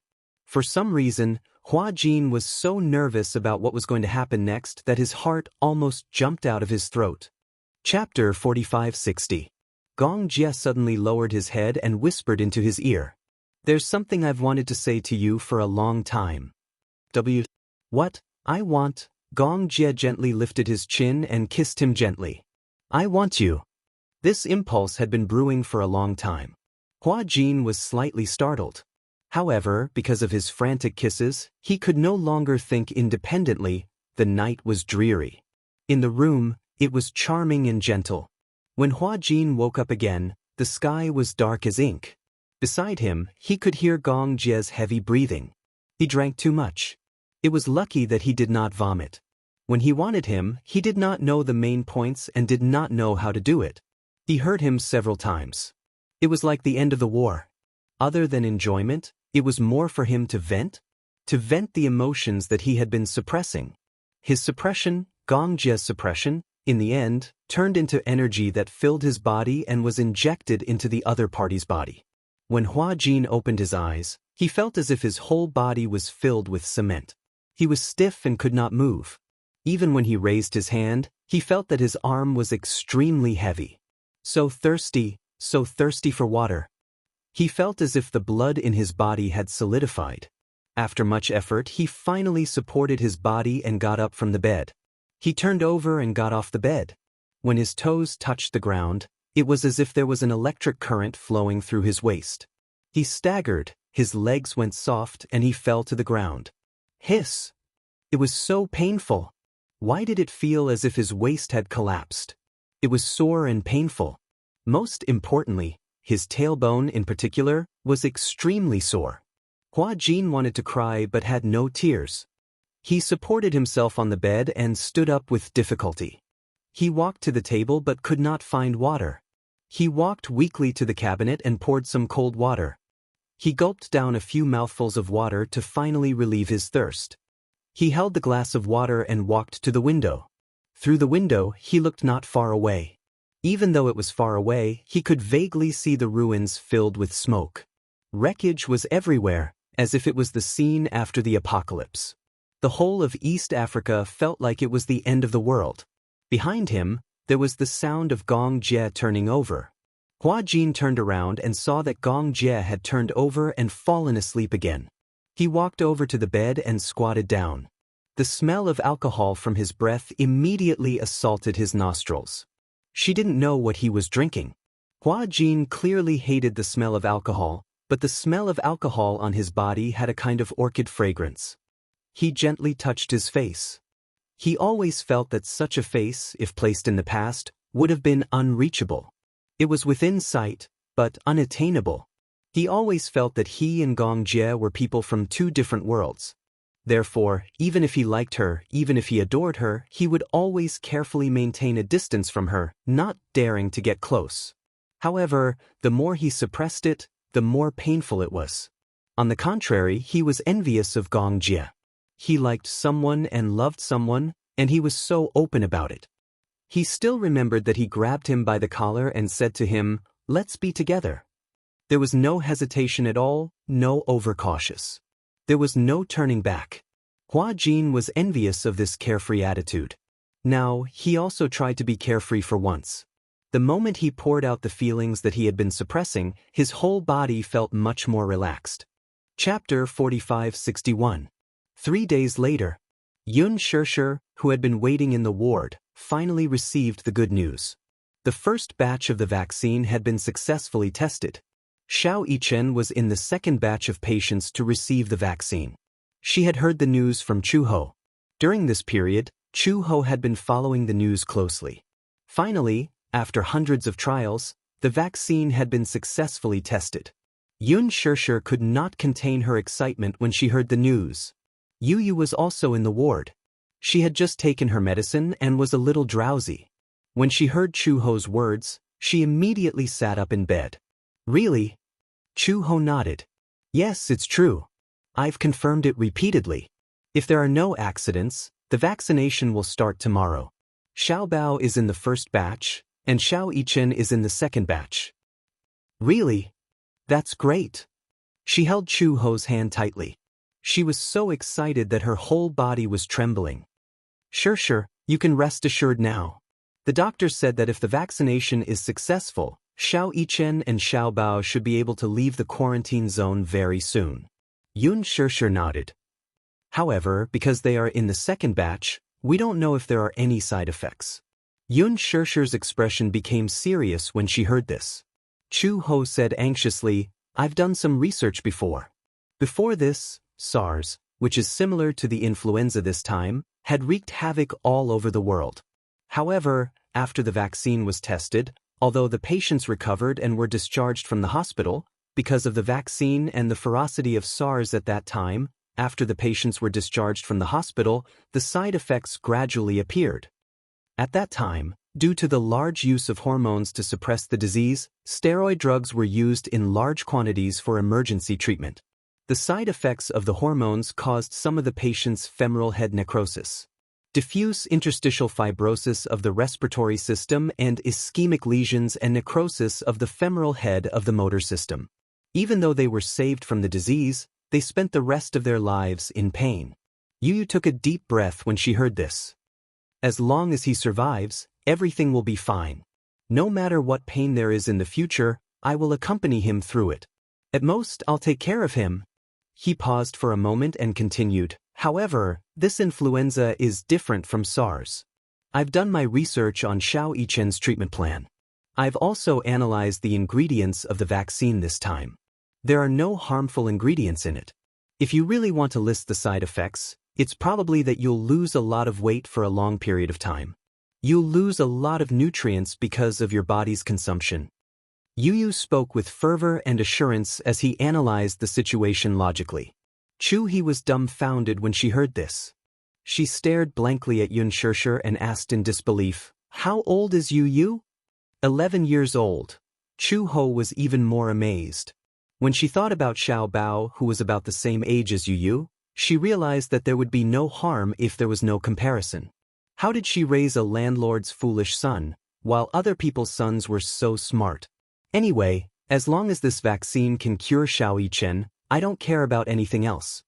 Yu Yu paused for a moment and said, even if his body is damaged because of the influenza, I'll take care of him for the rest of his life. Yun Shirshir hugged Yu Yu and kissed his forehead gently. You good boy. Didn't you say that you've studied the ingredients and that there aren't many side effects?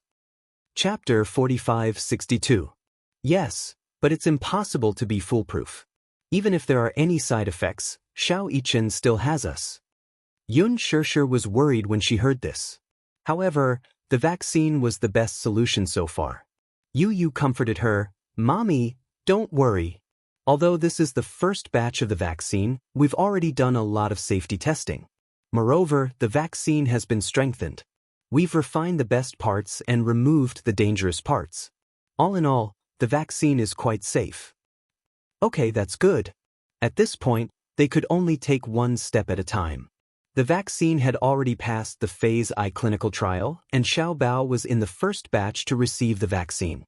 After the vaccination, after 48 hours of observation, the flu symptoms were significantly reduced. After the blood test, the virus was quickly brought under control. Xiao Yichen was also in the second batch to receive the vaccine. The surprising thing was that the vaccine seemed to have an amazing effect on Xiao Yichen. That night, his fever suddenly went down. From the blood test results, his symptoms were obviously recovering faster than the other patients in the same batch. Unbelievable! The doctors were all amazed. Xiao Yichen was really a miraculous child. His illness worsened the fastest and he recovered the fastest after the vaccination. Moreover, after a few days of observation, the vaccine did not have any side effects on his body. The other patients had a strong reaction. Other than vomiting violently and having a high fever, some of the more serious cases even reported that they had lost their sight. 3 days after the vaccination, Xiao Bao also had a reaction. He suddenly had tinnitus. Although it recovered quickly, his immune cells plummeted. In other words, his immune system would become very weak for a period of time. The vaccine killed the bad virus and eliminated the good bacteria. In fact, the adaptability of the vaccine varied from person to person. It had to be said that Xiao Yichen was the chosen one. He was one of the lucky ones.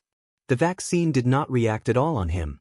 Xiao Yichen's illness was obviously more serious than Xiao Bao's, but Xiao Yichen was the one who recovered the fastest.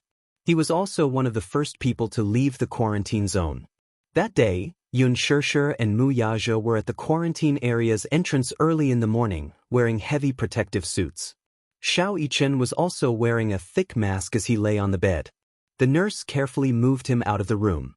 Several attending physicians and vaccine clinical professors were especially excited. They personally sent him off and lit up the fireworks. The moment Xiao Yichen stepped out of the quarantine zone, he sat up excitedly on his bed. He looked around as if he was anxiously looking for someone until he saw Yun Shirshir in the crowd. His eyes flashed fiercely and he stretched out his arms like a spoiled child, asking for a hug from her. When Yun Shirshir saw this, she recklessly rushed out of the crowd to his bedside and hugged him tightly. This hug transcended life and death. It was truly the joy of surviving a calamity. Mommy! It was rare for Xiao Yichen to act like a spoiled child in front of her. Yun Shirshir was inexplicably touched. He intimately rubbed against her in her arms. They had not seen each other for so long. A hug could not dispel the longing he had for her for so long. Chapter 45-63. Yun Shirshir couldn't bear to let go of him either. The mother and son hugged each other tightly. They wished that time would stop and stop flowing. The doctors and nurses who were standing at the side were moved. One of the professors said emotionally, Mu Yichen is so capable. He was in the second batch to be vaccinated, but he was the first to leave the quarantine zone. There were adults who were infected with the flu and they were in good health. However, Xiao Yichen was the first to leave the quarantine zone. It was a memorable moment. It was a historic moment. Xiao Yichen was the first person in the capital to overcome the flu. Hence, The professors and doctors were celebrating excitedly. Xianxia couldn't take in any of it. She only knew that she could finally hug Xianxia again. She had been thinking about it day and night, and finally, she wasn't disappointed. "Where's Yu?" Xianxia suddenly asked in her arms. Xianxia wiped her tears and quietly turned to the side when she heard this. "Over there." Xianxia followed Xia's gaze and saw Yu holding Wuxia's hand. They stood beside him and quietly looked in his direction. "Go ahead." Wuxia couldn't help but laugh when he saw the two little guys looking at each other. "Do you want to give Xianxia a hug?" "Who wants to hug him?" Yu pouted and complained. "He made me wait for so long and he came out so late. Who wants to hug him?" Wuxia smiled knowingly when he heard this. This little guy was still so duplicitous even at this moment. God knew how hard it had been for him to fall asleep last night when he found out that Xianxia would be able to leave the quarantine zone the next day. He couldn't fall asleep no matter how hard he tried. He was afraid that something unexpected would happen. Although Xianxia would be able to leave the quarantine zone the next day, Yu was worried that something unexpected might happen. Perhaps his condition would worsen overnight. He appeared to be very indifferent, but in fact he was more anxious and impatient than anyone else. Wuxia had no choice but to gently push him from behind. Yu was caught off guard and stumbled a few steps back. He turned around and looked at his daddy with disdain. "Go. Give your brother a hug as a celebration for him." Yu hesitated for a moment before she turned around and walked toward Xianxia. Xianxia quietly watched him walk towards him. He couldn't help but reach out his hands and look at him expectantly. Yu looked at his expectant expression. For some reason, she felt a lump in her throat and her eyes turned red. She took a few steps forward and threw herself into Xianxia's arms, hugging his shoulders tightly. "Xianxia," Yu pretended to be calm. He gritted his teeth, but he couldn't hide his sobs. He forced out a few words. "Welcome back." Xianxia was so touched that his eyes turned into crescents. Although he was smiling, tears streamed down his face. "I'm home, Yu." Yu, Wuxia bit his lip. He couldn't hold back the second half of his sentence. "I missed you." "Did you miss me?" Yu nodded gently and said in a choked voice, "Yes, I missed you so much." How rare. Xianxia and Wuxia couldn't help but feel emotional. Yu, who had always been arrogant, had finally said, "I missed you." Chapter 45-64. Xianxia was so touched that she wiped away her tears. Because of this new lease on life, she thought that she would cherish the happiness of her family of 6 even more in the future. Wealth and power were another matter altogether. Only a healthy and safe life was the most important. Yu and Wuxia hugged each other tightly. The two of them turned their heads at the same time and glanced at Xianxia and Wuxia. Wuxia and Xianxia walked over and hugged Xianxia and Yu gratefully. The four of them hugged each other tightly, and no one could bear to let go. In the ward, Yueyao held a bouquet of flowers and waited eagerly at the door. She woke up very early in the morning.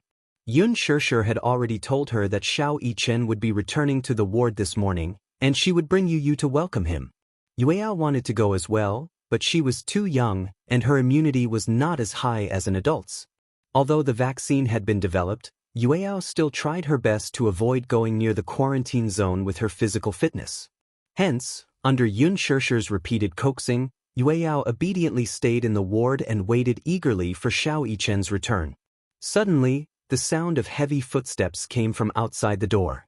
Yueyao's ears were sharp, and she immediately heard it. She walked to the door excitedly. If she were a little puppy now, her tail would be wagging excitedly. The door finally opened. Yueyao was about to go up to welcome him when she saw Chu Ho push the door open and walk in. When he saw Yueyao standing at the door like a puppy holding a bouquet of flowers, he was dumbfounded.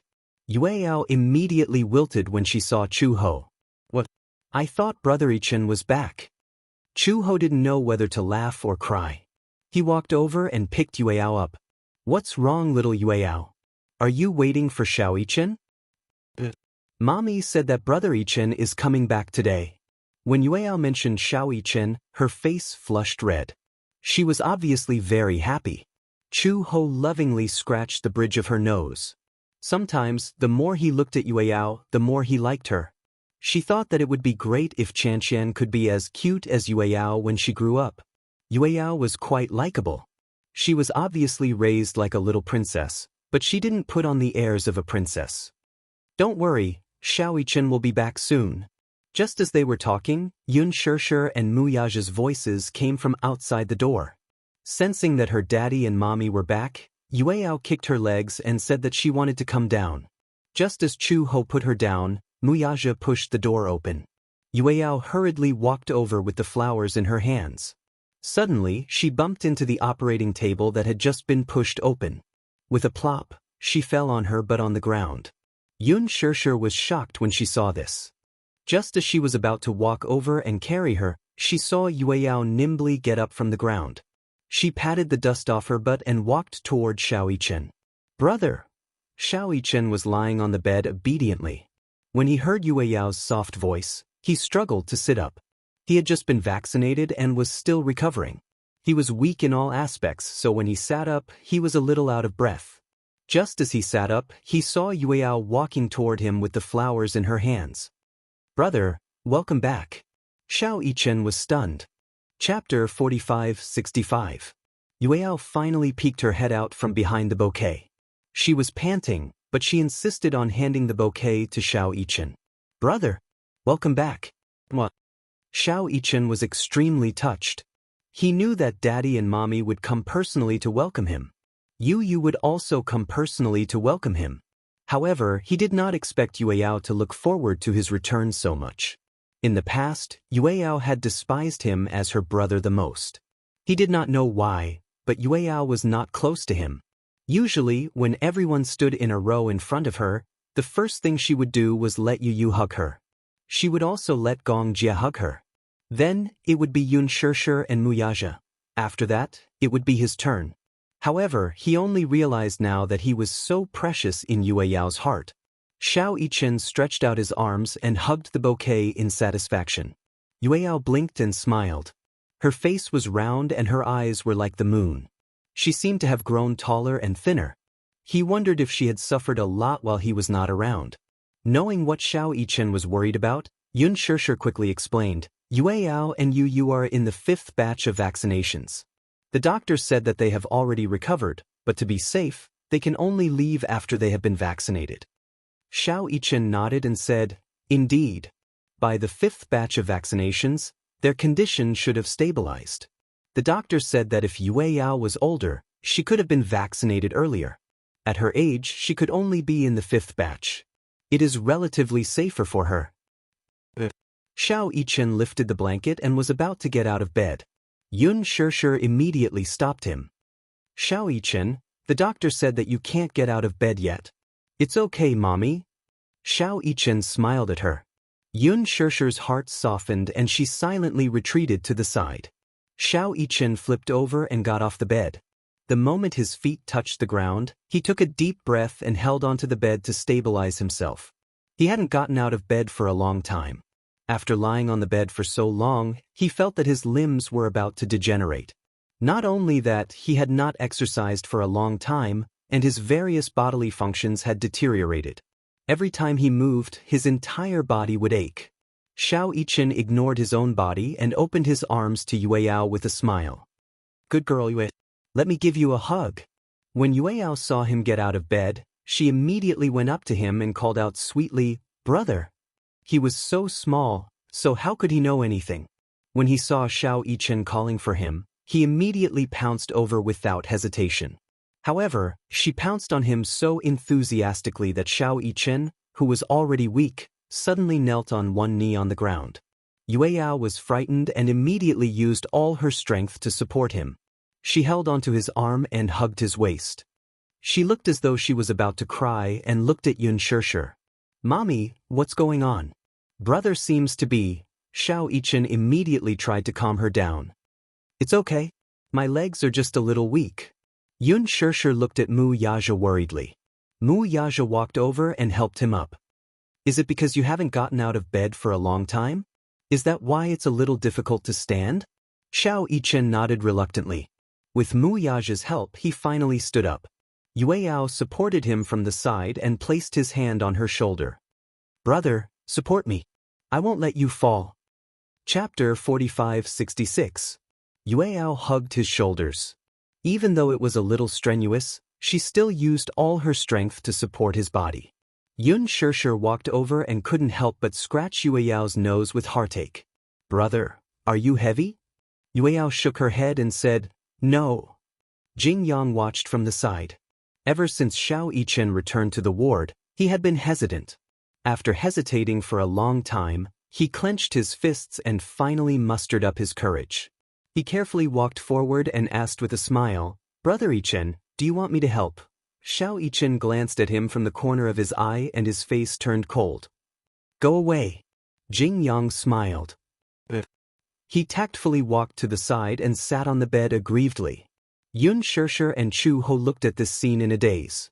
For some reason, they didn't know whether to laugh or cry. It was obvious that Jingyang wanted to curry favor with Xiao Yichen. After all, he was Yueyao's brother. Especially since Xiao Yichen had finally returned from death's door and successfully received the vaccine, he naturally wanted to welcome him. In the end, Xiao Yichen especially disliked Jingyang. He and Yueyao were so close that Xiao Yichen was most upset about it. Therefore, he was unwilling to pay attention to Jingyang. As a senior siscon, he still hadn't forgotten that Yueyao had neglected him and Yu for Jingyang. Xianxia didn't know whether to laugh or cry at Xiao Yichen's guarded look. Chu Ho whispered, "Why do I feel that it will be difficult for Yueyao to get married in the future?" Xianxia glanced at her and didn't react for a while. "Look, Yueyao has two brothers who dote on her so much and a father who dotes on her. Whoever wants to marry Yueyao in the future will have to conquer these three men. It's enough for him to suffer." After Chu Ho mentioned it, Xianxia also realized it. She sighed helplessly. "In our family, Yueyao is the most precious. I'm also worried that he won't be able to get married in the future. Yaja is still fine. When Yueyao was born, he was like a slave to his daughter. Now that I've brainwashed him, he's much better. However, those two guys, Yu and Xiao Yichen, won't let Yueyao suffer in the future. Thus, I really don't know if this is a good thing or a bad thing." Xianxia shook her head. "It can't be anything good. When he grows Yueyao Yichen, he will definitely have a family's family. If he does, Xiao Yichen and Yueyao Yichen will definitely not get along with their brother-in-law. On top of that, Yaja is such a difficult father-in-law." For some reason, after hearing Xianxia's words, Chu Ho suddenly sympathized with Yueyao's future husband. "He's still young. When he grows up, perhaps it will be better." Xianxia shook her head. "No, the older he grows, the deeper the bond between the three children will be. Actually, everyone has always felt that Yueyao Yichen and Yu is too dependent on Xiao Yichen and Yu. But in reality, Xiao Yichen and Yu are too dependent on Yueyao. Yueyao Yichen has a special meaning to them." "A special meaning?" Chu Ho didn't understand. "What special meaning?" Chapter 45-67. "I understand now." Chu Ho continued. "Actually, Xiaobao feels the same way about Xianxia. However, he likes his younger sister very much, but he doesn't like his younger brother at all." Xianxia was surprised. "Why?" "Maybe it's because the same sex attracts and the opposite sex repels." That was a perfect answer. Xianxia couldn't stop laughing. The atmosphere in the ward was joyous and harmonious. It had been a few days and the ward had been gloomy. Now that Xiao Yichen was back, the cheerful atmosphere finally returned. When Xiao Yichen returned to the ward, he was still on the same bed. Although he couldn't leave the hospital for the time being, at least everything was stable after he was vaccinated. Although the public was still in a state of panic about the spread of the flu, they were still optimistic about the vaccine that was released this time. The atmosphere in the hospital was no longer lifeless. All the patients had new expectations for their lives. Soon, Xiaobao came back with the good news that he could leave the quarantine zone. On the day that Xiaobao left the quarantine zone, he was in good condition. Although he was in the first batch to receive the vaccine, he came out 2 days later than Xiao Yichen. The doctor confirmed it again and again, and Chu Ho also asked about it. Overall, Xiaobao's condition was good and stable, but it was slightly worse than expected. As long as he was given more nutrition, there would be no problem. When Xiaobao came out of the quarantine zone, Xiao Yichen had almost recovered. Ever since he left the quarantine zone and returned to the ward, Yun Shirshir was full of energy. Every day, she would eat fish soup and bones to nourish Xiao Yichen's body. She couldn't wait to quickly recover in 3 to 5 days. Xiao Yichen regained a lot of energy after eating so much fish and meat, as well as fruits and vegetables. Therefore, not long after, he could get out of bed and jump around. Xiao Yichen's physical strength had decreased a lot after he was born with the disease, so he started to exercise after he recovered. He had to do 100 sets of push-ups every day. When Xiaobao came out of the quarantine zone, he was even sicker than Xiao Yichen. He lay on the bed, unable to move at all. If it weren't for Xiao Yichen, Chu Ho would have been worried sick. However, when he thought about how Xiao Yichen had been like this when he came out and how he was still as lively as ever under Yun Shirshir's care, Chu Ho wasn't worried at all. The welcoming ceremony was naturally very grand. When Xiaobao was pushed into the ward, there were fireworks and a small corolla made by Yueyao. However, Xiaobao couldn't do anything other than lie on the bed. Chu Ho walked over to Xiaobao with heartache and picked him up. Xiaobao said weakly, "Mom, can you fulfill a wish of mine?" "What wish?" Xiaobao pouted and tears almost fell from his eyes. "I want to eat ice cream." Everyone was silent. There was a long dead silence. Xiao Yichen was the first to laugh. "Haha, ice cream." Xiaobao's first goal after coming out of the quarantine zone was to eat ice cream. Chu Ho didn't know whether to laugh or cry. Xiaobao cried out pitifully, "In the quarantine zone, no one let me eat ice cream. I haven't eaten ice cream in a long time." Chapter 4568. Chu Ho did not know whether to laugh or cry. She could not bear to see him like this. However, given Xiaobao's current condition, he could not eat ice cream. Hence, she had no choice but to coax him. "Okay. You can eat ice cream after you've completely recovered, okay?" Xiaobao did not give up. "I want to eat it. I want to eat it. I've been holding it in for a long time. I feel like I'd rather die without ice cream." When Yu heard this, she mocked. "Impressive, Xiaobao. You actually know how to use idioms. Looks like my training of you wasn't in vain." Xiaobao ignored Yu. Xiao Yichen said, "Let him eat it. I think he can't wait to go back to the quarantine zone." Xiaobao was instantly terrified. What does eating ice cream have to do with going back to the quarantine zone? The doctor didn't let you eat ice cream because if you eat it, it's cold and sweet. If your cough recurs and you develop pneumonia, you'll have to go back. "Ha." Xiao Yichen said, "Eat it, eat it. Do you want me to buy it for you?" Yun Shirshir reminded him weakly, "Xiao Yichen, you can't leave the ward yet. Mommy will buy it for him." Xiaobao suddenly snorted in a fit of pique. "Forget it. I'm not eating it." Everyone smiled knowingly. Xiaobao was probably the most cowardly and afraid of death among this group of children. There was no use in making threats and promises. If they told him directly that eating ice cream would worsen his condition, it would mean that he would have to be on countless drips and injections, and that would be enough to scare him. Xiaobao raised his hand to show Chu Ho the dense needle marks and the residual needles on his hand. He sought comfort. "Mommy, look at my hand." After being on the drip for a long time, both his arms were slightly swollen. Due to the long period of infusion, the needle in his left hand was almost gone, so he switched to his right hand. If his right hand wasn't enough, he switched to his forehead and instep. In short, Xiaobao felt that when he drank water, water would seep out from these densely packed needle holes. Xiao Yichen disagreed. "This, how delicate. I get more injections every day than you do. What did I say?" Xiaobao glanced at Xiao Yichen with a gloomy expression. "Who wants to be compared to you? You're not human. What kind of normal child would play with a gun? What kind of normal child would practice handstands in the ward when he was so ill?" "Mom, I'm telling you, Xiao Yichen is a pervert." For a period of time, he did handstands in the ward every day. At that time, Xiaobao was already paralyzed on the bed, and it was difficult for him to get up. Suffering from the flu and lying down for a long time, she was basically lifeless. Xiao Yichen explained. At that time, I felt weak all over, so I thought that I should exercise. Otherwise, I wouldn't be able to get out of bed. Yun Shirshir was speechless. The doctor and nurse had already told her about this. Xiao Yichen thought that his muscle weakness was caused by being bedridden for a long time.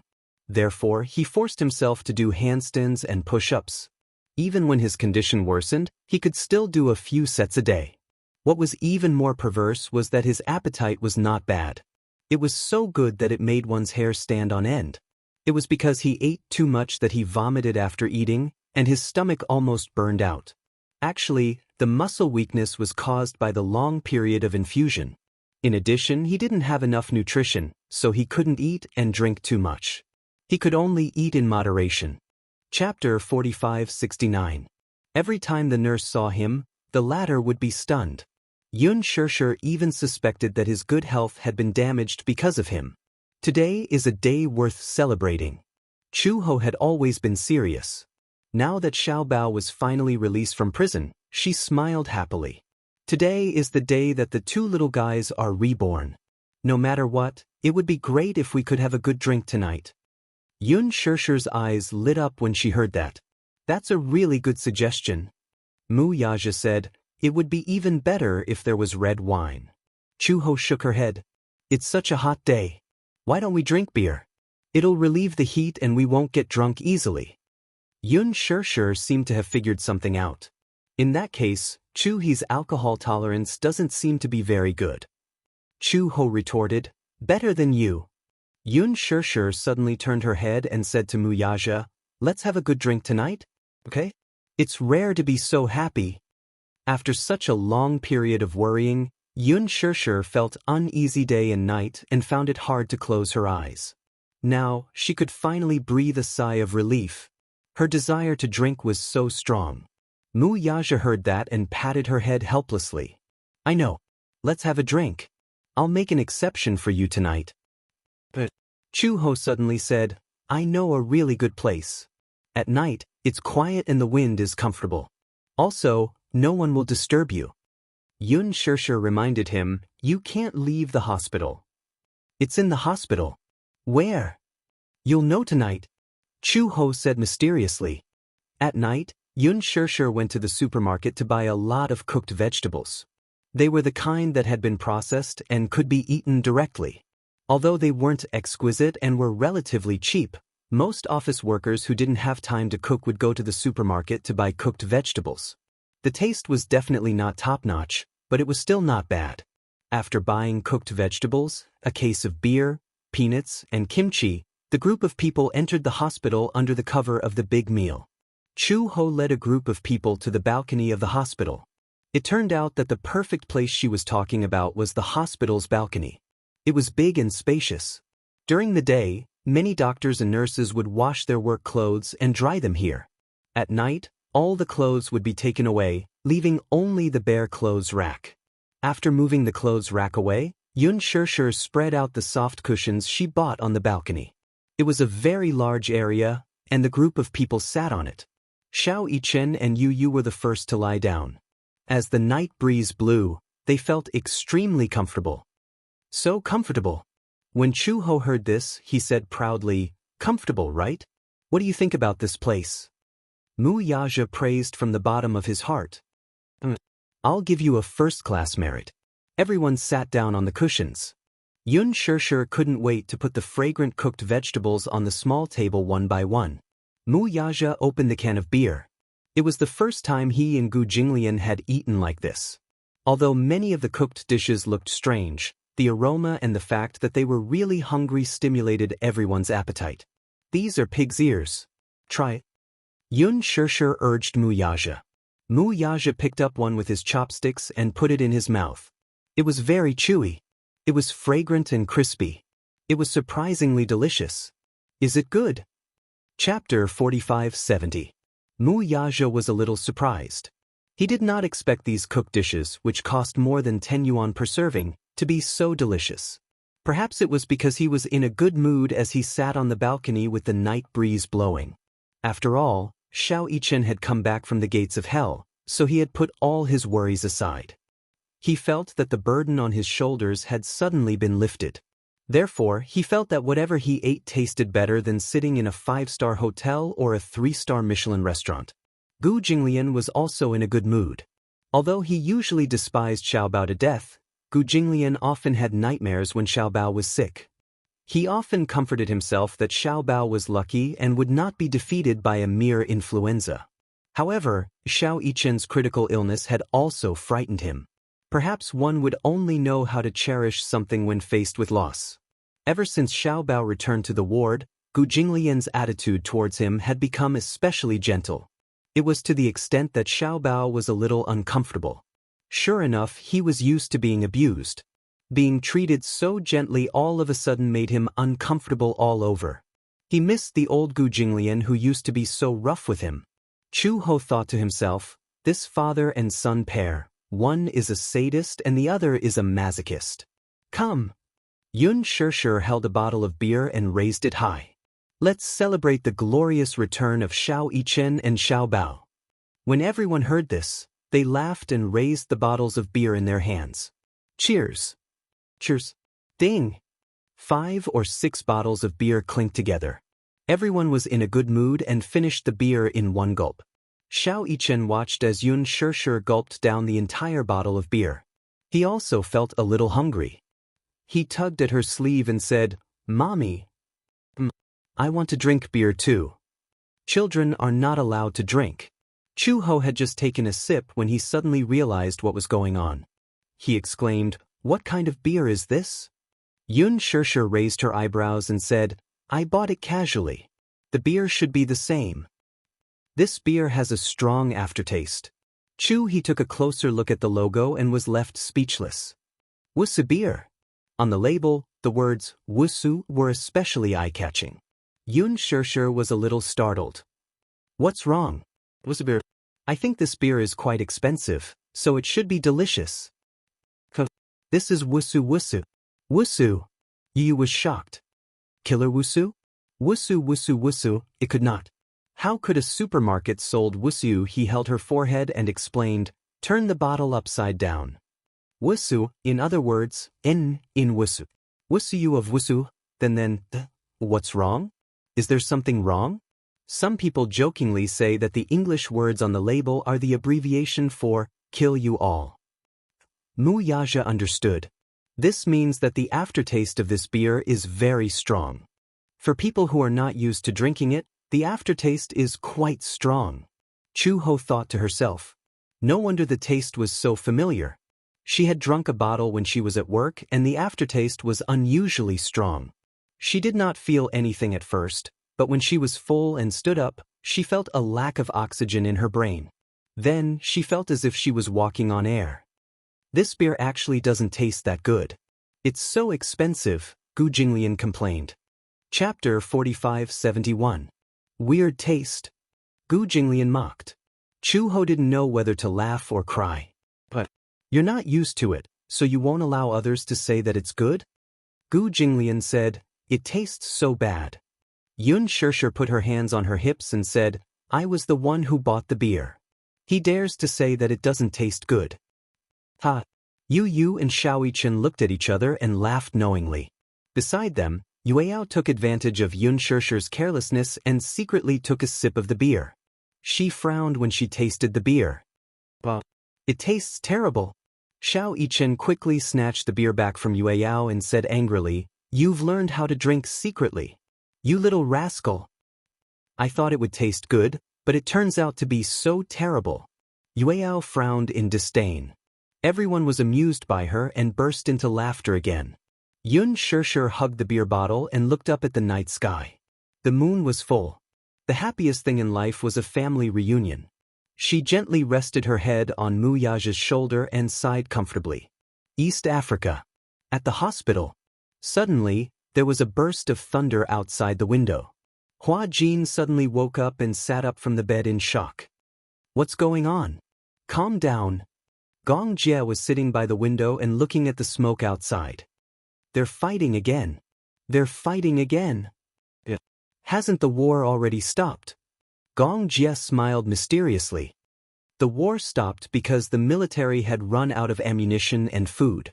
With the intervention of the international organizations, there's no more ammunition.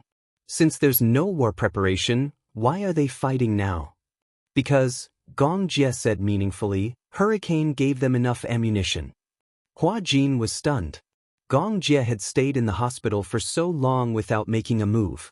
He had asked everyone to wait carefully because he was waiting for this? He took advantage of this period of time and ordered Hurricane to provide all the ammunition to the war maniacs at the relay station in East Africa. Then, he wanted to take advantage of the chaos to leave this barren land? Then what should we do now? It's about time. Gong Jie turned around. Hua Jin saw that he had been armed from head to toe while he was sleeping. Clean and tidy combat uniform, long combat boots, bulletproof armor, and a full set of equipment behind his waist. Gong Jie looked especially dashing in his uniform. More importantly, his handsomeness was not just superficial. The reason why the FBI had assigned so many people to be on standby was because they knew that Gong Jie was a formidable target. So they had to be on their guard. This is your bulletproof vest and combat uniform. Also, you just need to carry these 2 guns with you when you follow me. One was a rifle and the other was a pistol. Hua Jin was not proficient in firearms. These 2 guns were only for self-defense. Hua Jin braced himself and equipped himself with both guns. He asked with some concern, "Will I be a burden to you?" Gong Jie glanced at him coldly. "Of course you will." Gong Jie said unhappily, "I told you to stay in Hurricane but you didn't. So you came all the way to East Africa just to be a burden to me?" "Of course not." Hua Jin held the rifle and frowned. "I'm worried." "Worried about me?" "Yeah." Chapter 45-72. "I'm not as weak as you think." "But," Hua Jin said seriously, "Alice looked very nervous, so I thought you were in danger." "She's not wrong. If I were to be arrested by the FBI and sent to the military court, it would be troublesome. But how could I let those idiots arrest me so easily?" Alice was confused because she was concerned about him. "All right." Hua Jin raised both his hands in surrender. "Just take it that I'm causing trouble for you." Gong Jie looked at him deeply and suddenly walked in front of him. He stretched out his hand, held the back of his neck, and gently rested his head on his chest. "I'm very happy that you're here." Hua Jin listened to his powerful heartbeat and his uneasy mood calmed down a little. "Gong Jie, have you really decided?" "You've decided to be with me." Hua Jin was still a little doubtful. Why did you decide to be with me?" "I don't know. When it comes to relationships, no one can be sure. I was wondering why my sister would like a guy like Wuxia." After a pause, Gong Jie closed his eyes. "But now, I'm relieved. Whether it's liking or being moved, it's usually a matter of a single thought." A single thought. Hua Jin couldn't help but smile. Is this what love at first sight means? Gong Jie pursed his lips. "Is it? I only know that I really hated you when I first saw you." Hua Jin, hated? Hua Jin was doubtful. "Why do you hate me? Why do you have to monopolize my sister?" Gong Jie frowned slightly. "My sister belongs to me alone. Why should she have a younger brother like you?" "Oh," Hua Jin replied. "It's like this. At that time, I had a very special feeling for Xianxia. At first, I thought that I must have fallen in love with her to have such a special feeling. Later on, I realized that the kind of warmth she gave me was the kind of warmth that belonged to a family. Perhaps it was because I didn't have any concept of family since I was young, so being with her gave me a sense of belonging. Plus, she's a little older than me." Upon hearing this, Gong Jie's usually cold eyes instantly softened. "From now on, wherever I am, it will be your home." When Hua Jin heard this, he was deeply moved. "All right, it's settled then." The two of them looked at each other. At this moment, Alice's voice suddenly came through the radio. "Little Jie, it's time to act." Gong Jie put on his headset and replied expressionlessly, "Gather at the port in half an hour." "Be careful." After Gong Jie finished speaking, he turned to Hua Jin and said, "You follow me. Don't act on your own, understand? Do you need me to shoot?" "No need." "Then these 2 guns. When I'm down, it'll be time for you to protect me. Do you understand? Hua Jin nodded. Gong Jie walked to the window, pulled open the curtains, and counted down in his heart. There was a loud explosion. The artillery shell blasted a huge crater 300 meters away from the hospital. A row of houses were on fire. Originally, there was a shelter for refugees near the hospital. Now, all the refugees had gathered at the hospital, and it had become a wasteland. In the hospital, someone screamed hysterically, "Air raid! It's an air raid!" Chapter 45-73. The air raid alarm went off instantly. Outside the corridor, doctors and nurses were rushing around. Quick, everyone gather and take refuge in the hospital's air raid shelter. There's an air raid. Everyone, pay attention. This hospital usually accepted the wounded from the war.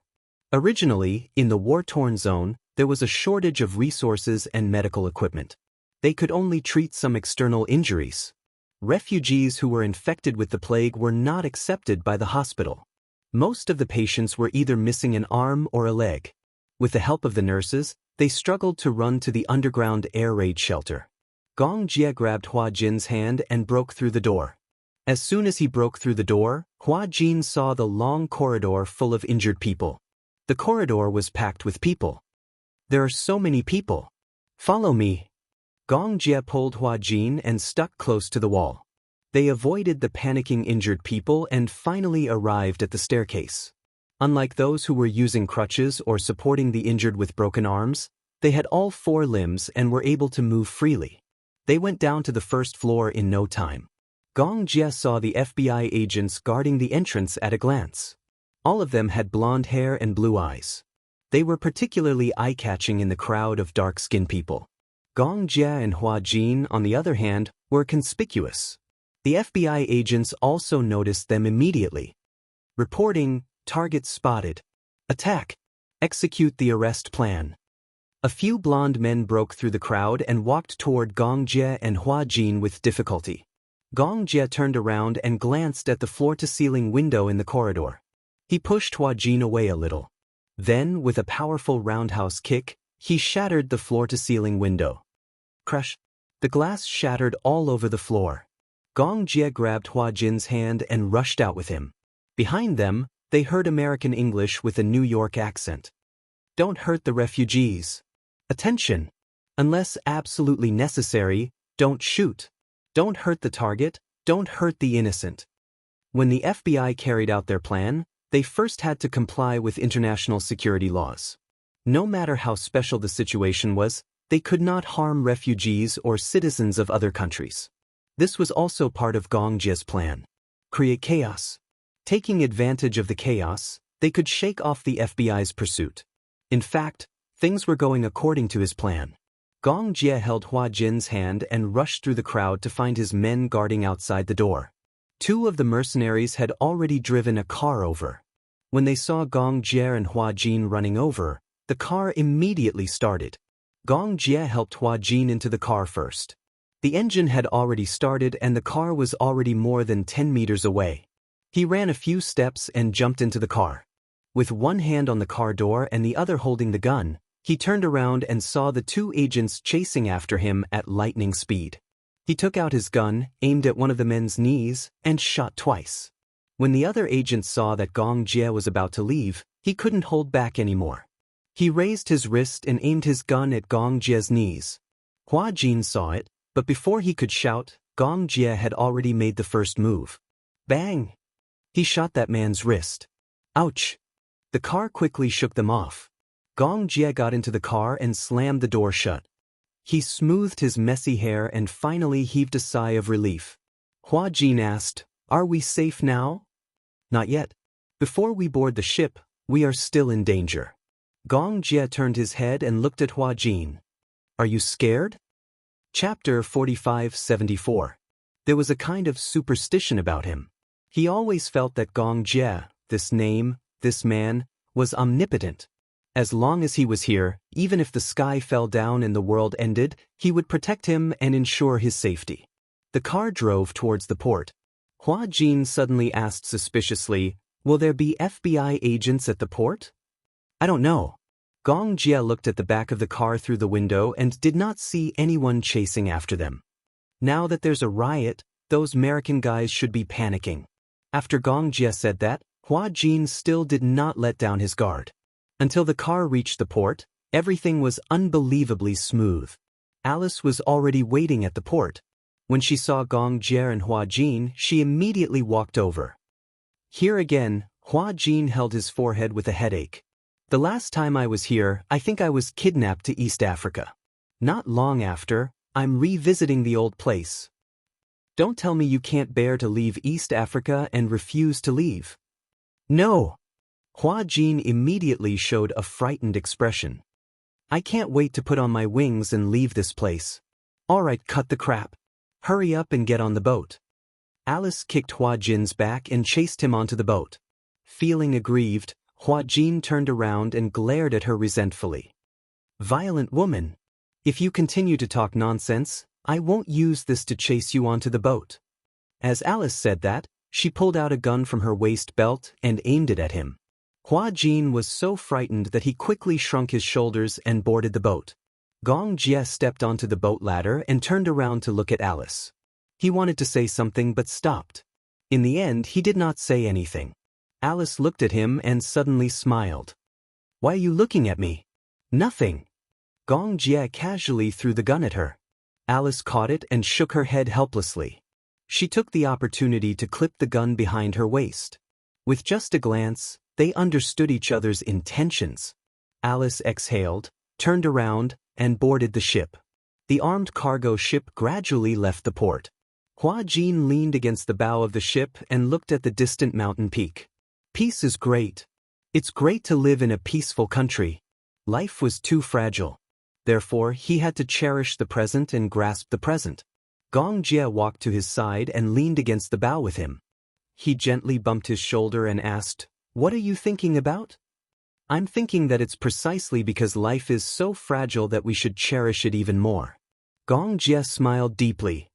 You don't have to cherish life. You just have to cherish me. What do you mean by cherishing? Seize every minute and second of being together. Gong Jia rarely said such romantic words. Hua Jin was flattered. He stared at him. Suddenly, he leaned over, put his arms around the back of his neck, and kissed him deeply. He rarely took the initiative to kiss him. Gong Jia smiled and hugged his shoulders. While enjoying the kiss, he also deepened the kiss. This was a kiss after surviving a disaster. It was also a kiss that Hua Jin had been late for a long time. Under the setting sun, Gong Jia and Hua Jin kissed tightly. The warm rays of the sunset poured down on their bodies, softly plating their figures with a layer of gold. They were so beautiful that they looked like sculptures. Alice stood at the head of the lower deck. Separated by the railing, the sea breeze blew on her face. It had been a long time since she felt cool. Chapter 45-75. In a dilapidated house in the capital. It had just rained heavily, and even the air felt damp. In addition, there was also the smell of green grass in the air. Bai Ran did not like this smell very much. She sat in front of the table by the window and looked out of the window in a daze. She did not like the wet grass smell in the air, but she had to open the window to get some fresh air after the heavy rain. The table in front of her was very old. When she was studying, this table was piled full of review questions and homework.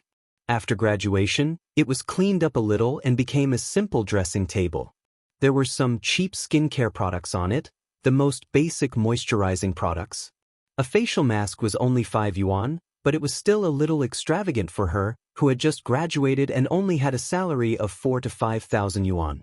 She did not dare to be too extravagant. She applied it once every 4 days on her face, neck, and knees. In short, she made the best use of everything. Although she had just graduated and her salary was not high, Bai Ran had been very vain since she was young. Sitting in front of the mirror, Bai Ran looked at her face in the mirror and was slightly lost in thought. The 24-year-old Bai Ran had already grown into a slender and elegant woman. She looked like a beauty. Bai Ran, are you ready?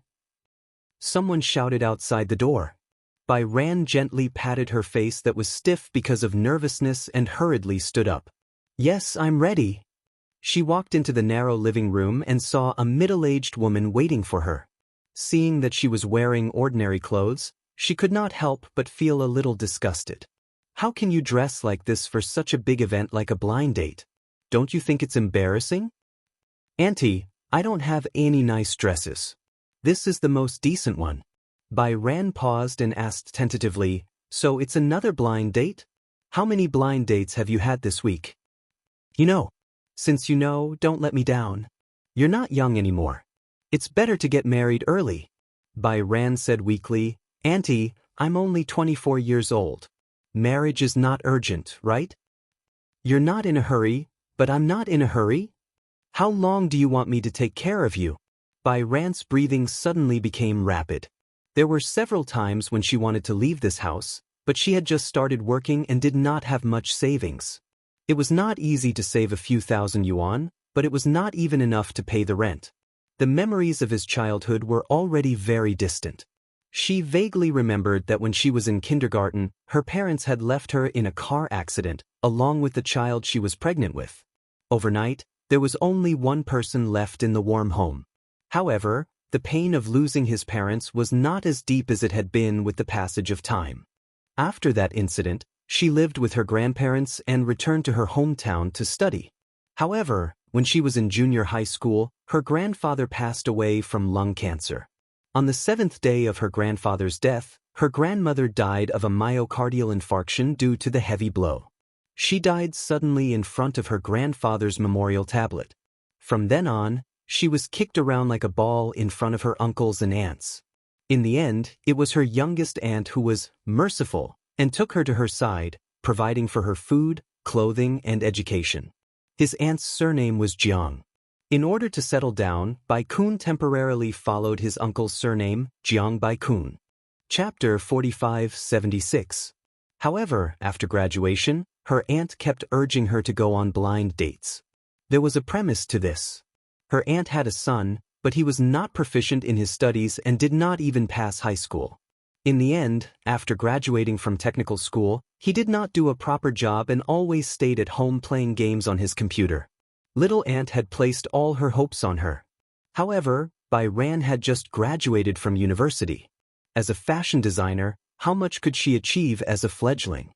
Therefore, this conservative woman felt that it was useless for a woman to study until university. It was better for her to get married as soon as possible. However, blind dates were definitely not that simple. This little aunt had conditions for the blind date. The first requirement for the person she found for Bai Ran was that he had a successful career.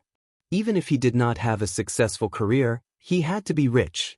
As a betrothal gift, a house in the capital had to be transferred to her son's name.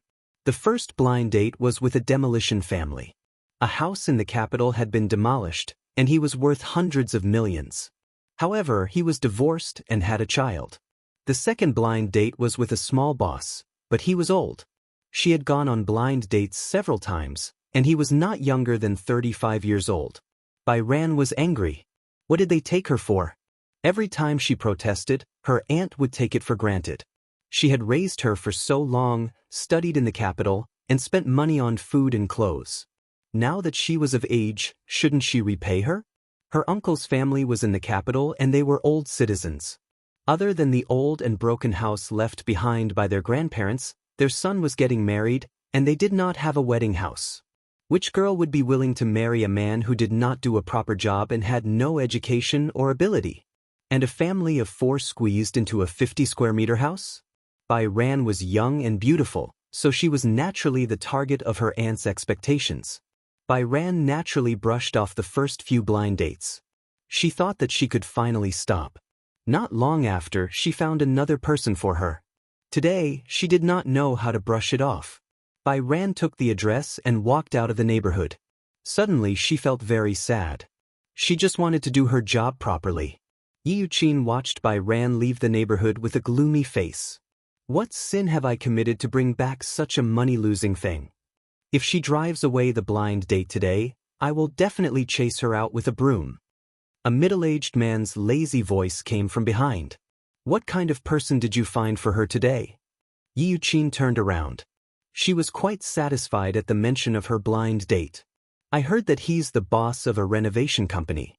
He's quite rich and agreed to my conditions. He has seen her photo. As long as she agrees, any condition is negotiable. Who knows, she might have angered them away again. She's really capable in this aspect. She dares. Yi Yuqin was infuriated. I was having a good conversation. She dares to push me away again. They took the bus to the subway and finally arrived at the cafe in the city center after passing through the crowd. After the rain, the sun soon came out, and it became a little stuffy. This cafe was one of the more famous ones in the capital. Sitting in the cafe, Bai Ran added the man's WeChat and sent a message, "I'm here. Wait for me, I'll be there soon." Chapter 4577. Temperament was really a magical thing. Just by looking at this handsome back, she could vaguely imagine that it should be a young and handsome man. She retracted her gaze and looked out of the window, only to see a middle-aged balding man hurriedly passing by the window. She looked at him until she saw him walk into the coffee shop. Suddenly, she had a bad premonition. Bai Ran stared blankly as the man walked in front of her and said in a very apologetic tone, Sorry, I'm 5 minutes late. Did you wait long?" "No, I just arrived too." Bai Ran's face stiffened as she clenched her fists. She actually didn't have any expectations, but she didn't expect that her aunt would find a man of this age for her. The man politely raised his hand, tucked his sparse hair behind his ear, and sat down. "Do you want something to drink?" "I'm fine." "Milk coffee, is that okay?" "Yes." The man called the waiter over and ordered 2 cups of coffee and some desserts.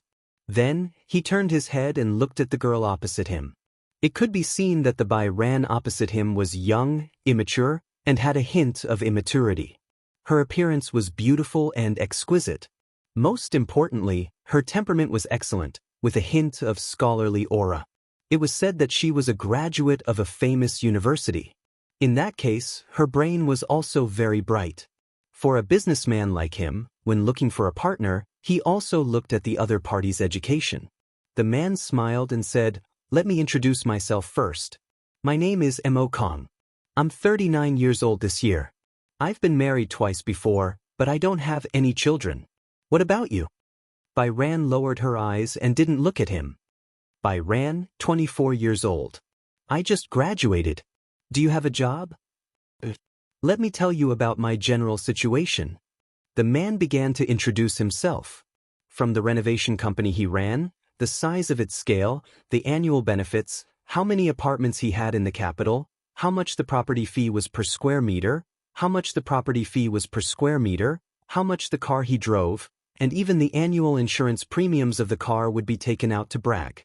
His mouth, other than a mouthful of teeth that were yellowed by smoke, was filled with a strong sense of superiority.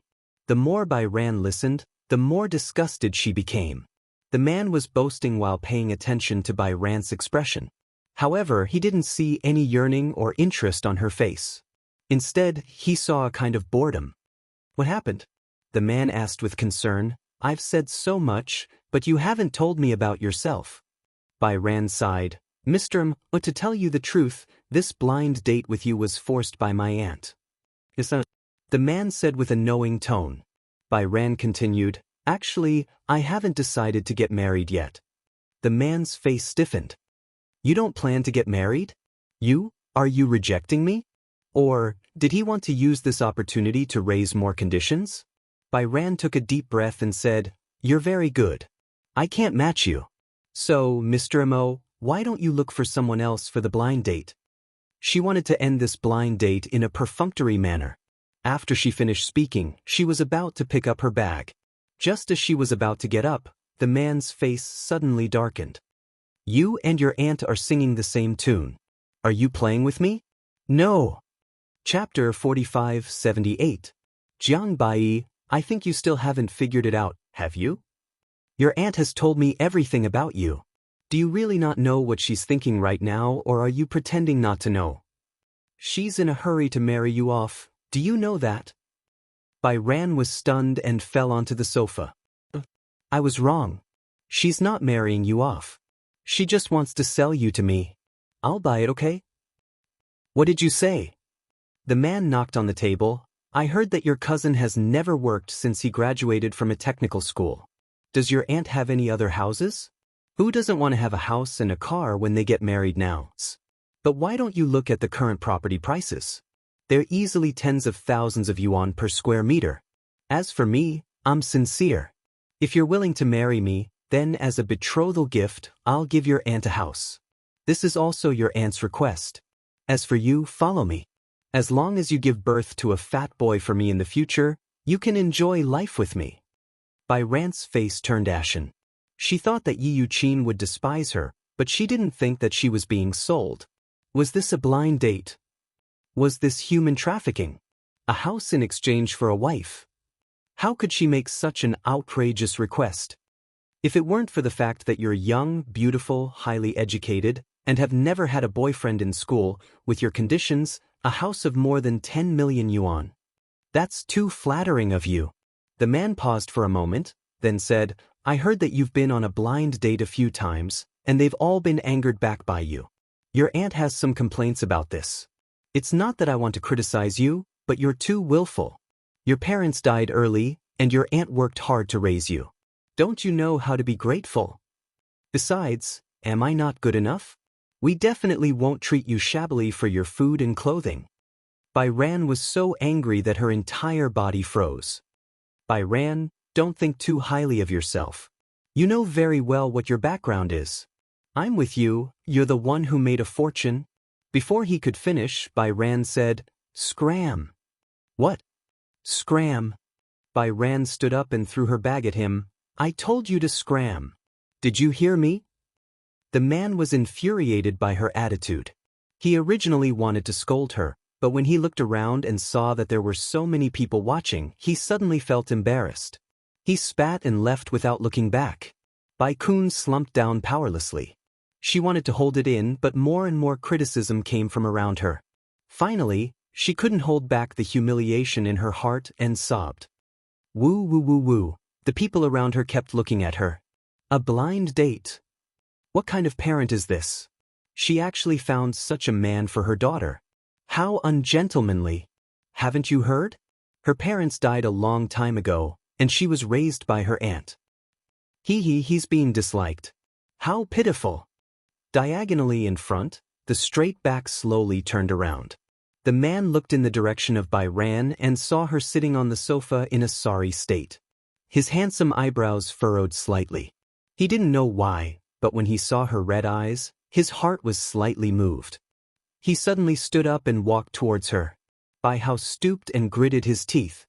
He was crying silently when a handkerchief was handed to him. Chapter 45-79. Bai Yu looked up blankly, only to meet the man's pitiful gaze. It's him? The man who sat diagonally in front of her just now. This was a man who was as gentle as jade.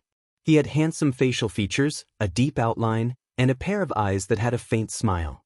However, there was a trace of feminine beauty between his brows, but because of this extraordinary smile, it was perfectly blended. She was a little surprised by the handkerchief he handed over, but she still politely thanked him and took it. So embarrassed. She was sitting in such a quiet cafe with so many people, yet she was so down and out.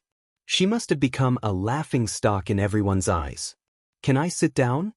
The man did not leave, but asked indifferently. Bai Yu did not refuse and nodded lightly. Then, sit down. The man sat down in front of her. At this moment, Bai Yu's phone suddenly rang.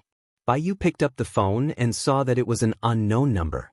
Just as she picked it up, the man's fierce voice came from the other side. Jiang Bai Yu, you made me lose face today. In the future, I won't let you have an easy time. I think you shouldn't go back. Your aunt said that if the blind date didn't work out tonight, she'll definitely chase you out with a broom. With that, the man angrily hung up the phone. Bai Yu put down the phone with a cold expression, but looked at the man opposite her with a slightly shocked expression. She pursed her lips, feeling even more embarrassed. Your name is Bai Yu? The man suddenly asked. Bai Yu was a little surprised and finally looked at her seriously. She was a little surprised by the man's surprised tone. Have met before? Oh, nothing. The man slightly curled his lips and smiled. The waiter came over and served the coffee. Bai Yu asked, "Are you waiting for someone?"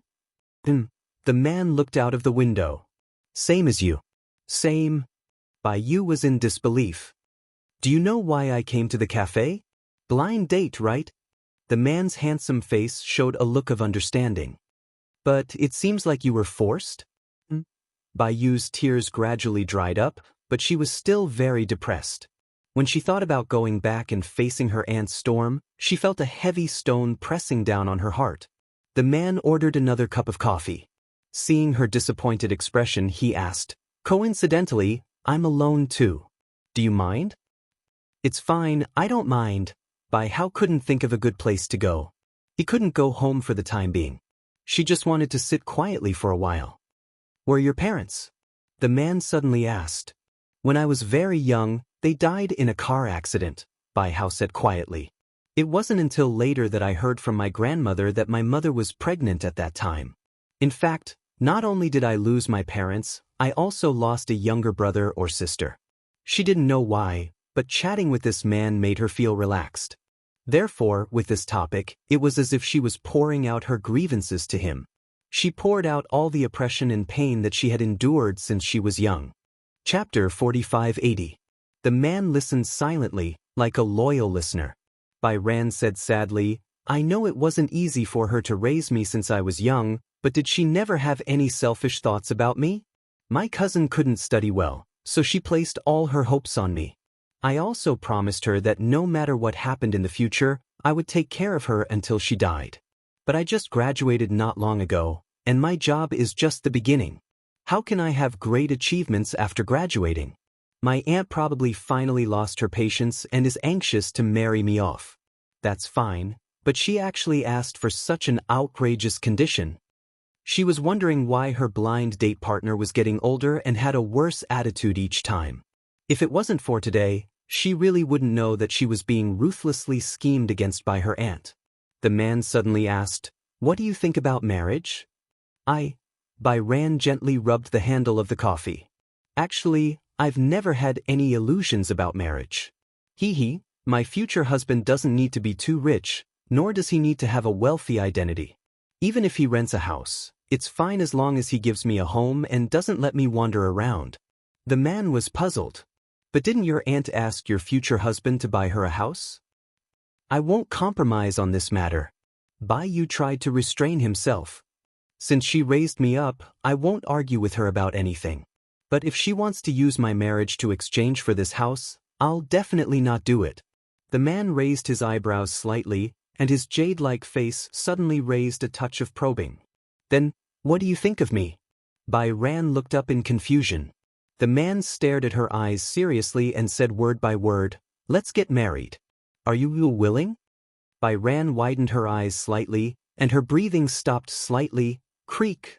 The rusty iron door was pushed open, and Bai Ran's weak voice could be heard. "I'm back." Returning home from the crowded subway station during the evening rush hour, she was already exhausted. Yi Yuqin walked out of the kitchen wearing an apron. She rubbed her hands on the apron and looked expectant. How was the blind date this time? Bai Hao didn't answer. Instead, he wore a lukewarm expression. "Auntie, where did you keep the household register?" "Household register?" Yi Yuqin did not hide her surprise when she heard that Bai Ran wanted to take the household register. Did this mean that the blind date was a success? Otherwise, what was the point of using the household register? Asking for the household registration booklet meant that they were going to get the marriage certificate. She had never expected this development. Originally, she had been scared out of her wits. However, Bai Ran had angered her blind date and made her run away. Otherwise, she would dawdle. Although she didn't reject the blind date, she didn't explicitly agree either. A long delay meant trouble. She was so surprised that she felt like she was in a dream. "Great. This is great. Is this a success?" Yi Yuqin's greedy expression appeared on her face. Bai Hao nodded gently. He could see the ambition in her eyes more clearly. "Art, just you wait. I'll get it for you." Yi Yuqin hurriedly rummaged through the drawers and took out the household register. She carefully handed it to Bai Ran. "Are you going to get your marriage certificate now? The Civil Affairs Bureau is closed now." Bai Ran said, "Let's go get the marriage certificate tomorrow." "Aya, this is too sudden." Chapter 4581. At this time, Yu Qin started to be hypocritical. "Aya, my daughter is about to get married. As her aunt, I can't bear to part with her. But I can't keep you by my side all the time. A grown girl can't be kept at home." Since this matter was settled, she had to ask about the house some other day. Yu Qin asked indirectly, "Since you've decided to get married, why don't you bring him home to meet you? Do you want to meet him?" "Of course." "Then we'll have to wait until tomorrow." Bai Ran said, "It's too late today. He has something to do." "That's true. This big boss of a renovation company must be very busy. Tomorrow, I'll prepare a table of good wine and dishes. Then, you can call him home and have a meal together. You're getting married, so you have to meet his parents. We've treated you like your biological parents for so many years. In the future, we'll be the ones to send you off to get married." Yu Qin's enthusiasm made her even more disappointed. She answered hastily and went back to her room. The next day, Bai Ran woke up very early. When she woke up, she received a text message from that man. "Remember to wear a white shirt and put on light makeup." She did not have time to contact the man. Yesterday, the man had mentioned the marriage to her too suddenly. When the man introduced himself, she was not in the mood to listen carefully, so she did not even remember his name. If she asked again, she would feel embarrassed. The reason why she agreed to marry him on a whim was that Bai Ran was getting more and more exhausted by the marriage that her aunt had arranged for her. She had a little interest in revenge and a little bit of anger. Moreover, she had a good impression of this man. Hence, the lightning marriage was completed in one go. As for why the man had chosen her as his marriage partner, the man frankly said that marriage in such a city was too burdensome for someone of his status. The house was easily worth more than 10 million, the car, the gift money. Actually, the marriage he wanted was very simple. A very small house, even if it was only 2 bedrooms and 2 living rooms. Every day when he came home from work, he could lean on the bed with his wife and watch TV. This was his most ordinary dream. He had also promised her that after marriage, they would live together according to her wishes. She just had to be mentally prepared. As for the matters between husband and wife, it was all up to her. Marriage was obviously such an important thing. Why did it seem so frivolous when it came to this man? What if they were not suitable for each other, what would happen if they divorced in the future? Bai Chang didn't dare to think too much. Perhaps it was because he was really stimulated that he didn't think too much about the future. Holding the household register and ID card, Bai Ran put on a white shirt, put on some light makeup and went out. The man sent a text message saying that he was almost at the entrance of the Civil Affairs Bureau.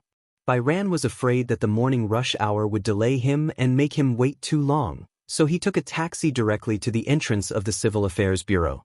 The man was already in the registration hall. He had asked for 2 forms in advance and was filling them out seriously. Bai Hao walked to him and stood behind him. At first glance, he saw the old man's vigorous handwriting. The name was a little messy, but it looked very nice, like a carefully designed signature. Xianxia. Chapter 4582. He was just like his name. This man gave people a feeling of gentleness, and so did his name. "Have you been here for a long time?" The man looked back at her and said, "No, I just got here not long ago. I was afraid that you would wait for too long, so I quickly took a taxi here. There was a bit of traffic on the way." Bai Yin explained carefully and sat down opposite him. The man handed her a pen and paper and said to her, "I've already filled in my name. You just have to fill in your name." Bai Kun held a pen and paper and filled his name in the female column. Then he copied some words that looked like a declaration and passed it to him. So this man's name was Xianxia. It was easy to remember. She remembered it immediately. Xianxia saw that she handed him the pen and paper and didn't know whether to laugh or cry. "Why are you giving it to me?" "Oh. You should give it to the window." "Oh." Bai Yin stood up in a panic and was about to walk to the window when the man called out to her again. "What's wrong?" Xianxia stood up and walked to her side. He was 1.85 meters tall, and his aura was almost a notch above hers. She had been sitting down yesterday, so she didn't realize that he was so tall. Because they had said goodbye at the cafe, she didn't notice his height. He had been sitting down since he entered the registration hall, so she didn't have the chance to see him. She didn't expect him to be so tall. Also, from her angle, his side profile was unbelievably exquisite. She had never seen a man with such exquisite features in the real world. The man did not notice her scrutiny. Instead, he took the application form from her hands and handed it to the window. After exchanging a few words with the staff, he turned around and said to her, "Did you bring your household register and ID card?" "Yes." Bai-in gave him all the documents and asked, "I also brought the cost of the production, it's fine. How can I let my wife pay for this?" The man said as he took out his wallet. However, the word wife made Bai-in lower her head shyly. She didn't know where to look. Suddenly, she realized that it seemed unnecessary to keep questioning her choice on the way here. This man seemed to be a good marriage partner. All along, they had been dating before getting married. After dating for so long, once they got married, it was very easy for their marriage to go wrong and fall into crisis. Then, a marriage without any understanding must be even more dangerous, right? She didn't know anything about this man.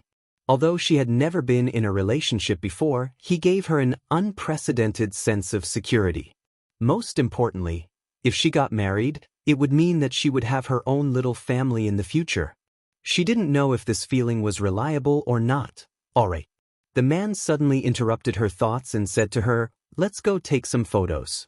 Bai Chang came back to his senses and nodded. He took back his ID card and household register and walked to a room with the man.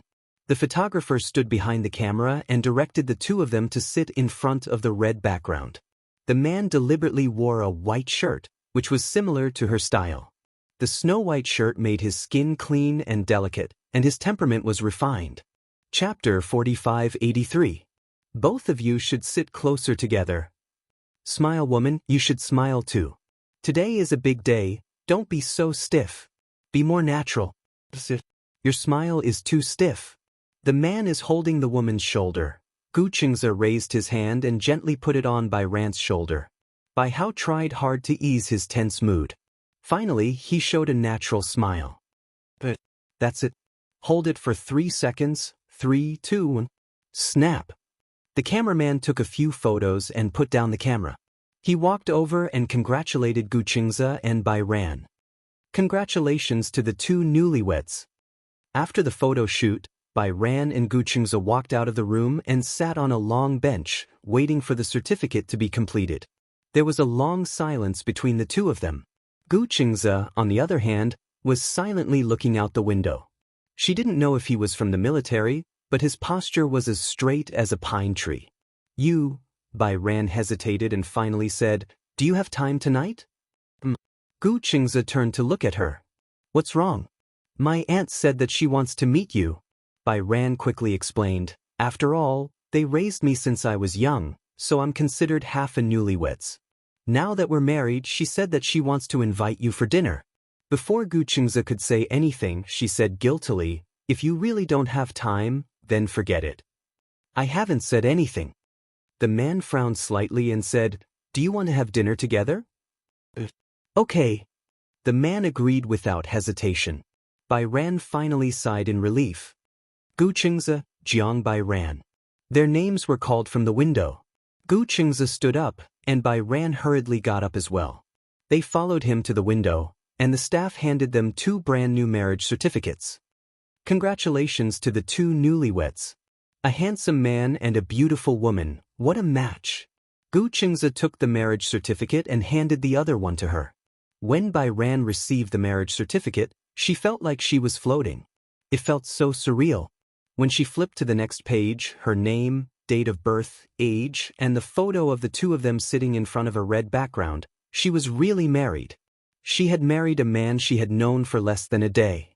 No wedding, no garland, no diamond ring. She had married herself off so carelessly. For a moment, Bai Kun didn't know if his choice was right or wrong. Xianxia looked at her stunned face and still felt that it was a pity. It was too rushed, and I didn't have time to prepare a diamond ring. However, it won't be too late to prepare for the wedding. Wedding, Bai Hao looked up in surprise. Our wedding? What is it? Gu Qingze raised his eyebrows. Don't you want to hold a wedding? How could he not want to hold one? Like every girl, a wedding was the most important ceremony in her life.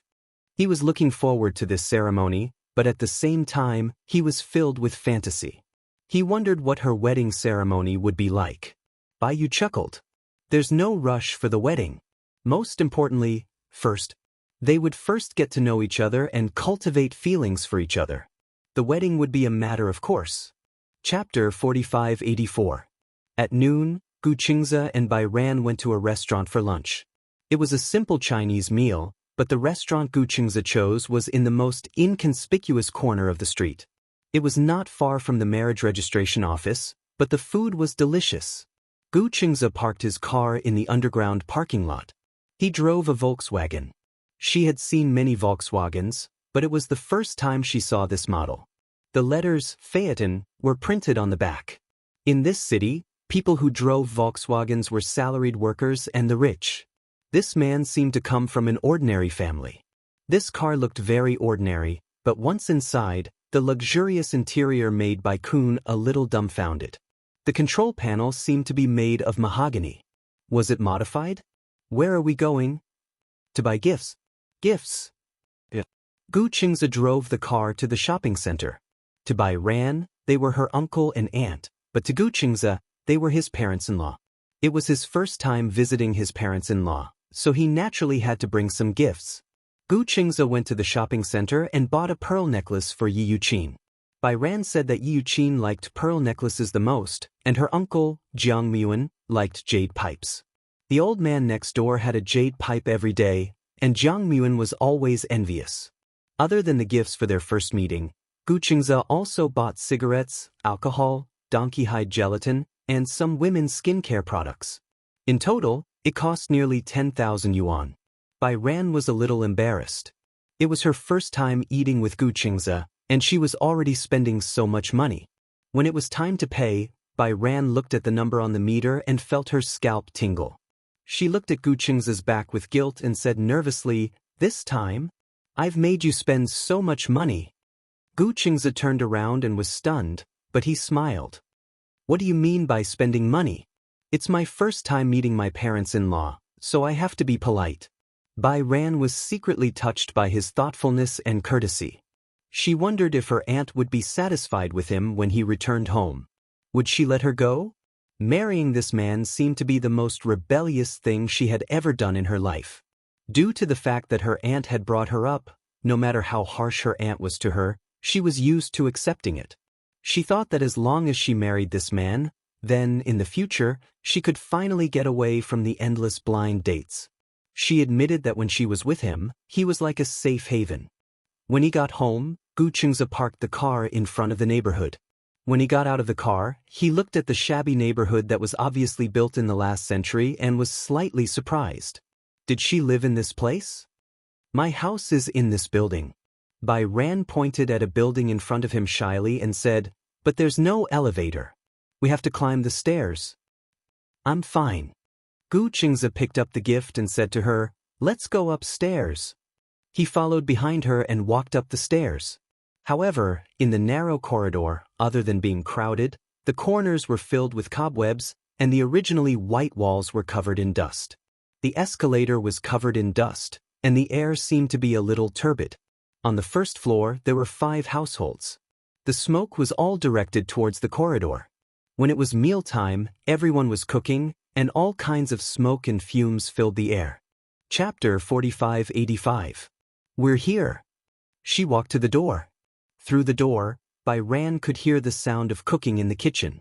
Bai Ran took out her keys to open the door. Hearing the sound of the door opening, Yi Yuqin walked out of the kitchen. When she saw Bai Ran, she quickly asked, "Where is he?" Bai Ran turned around.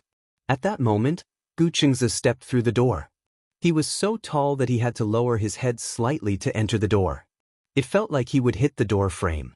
His tall height made the whole house seem even shorter.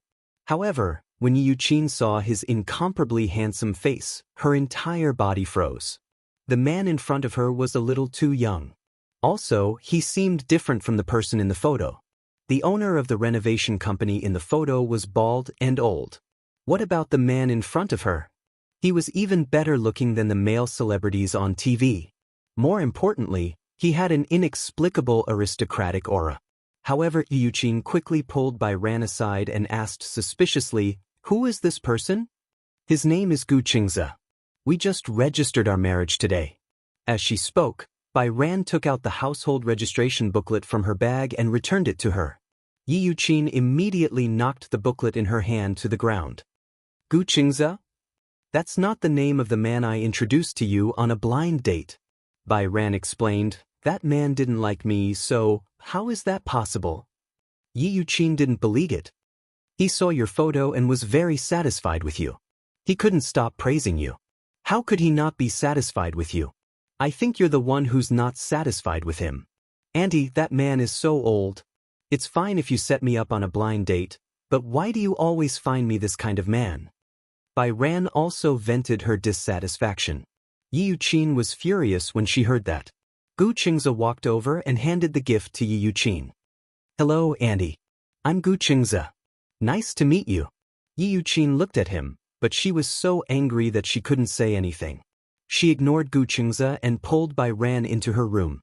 After closing the door, she pushed Bai Ran to the wall and asked fiercely, "So, you said you want to get married with the household registration booklet. You want to marry this man?" "Yeah." "So?" Yi Yuqin panicked. "Have you registered your marriage?" "Yes." Bai Yu took a deep breath and puffed out her chest. "He's my husband now."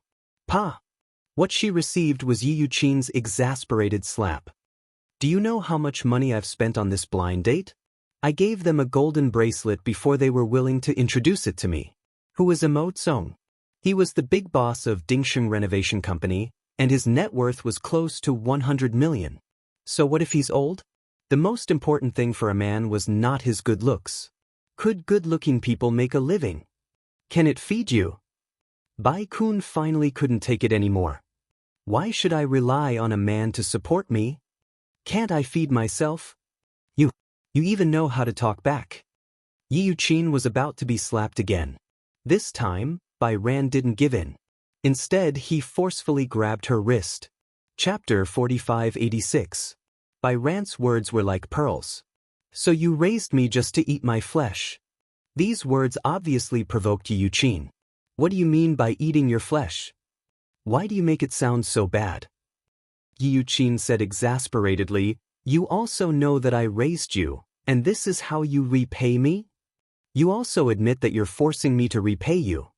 Bai Ran was so angry that she was about to cry.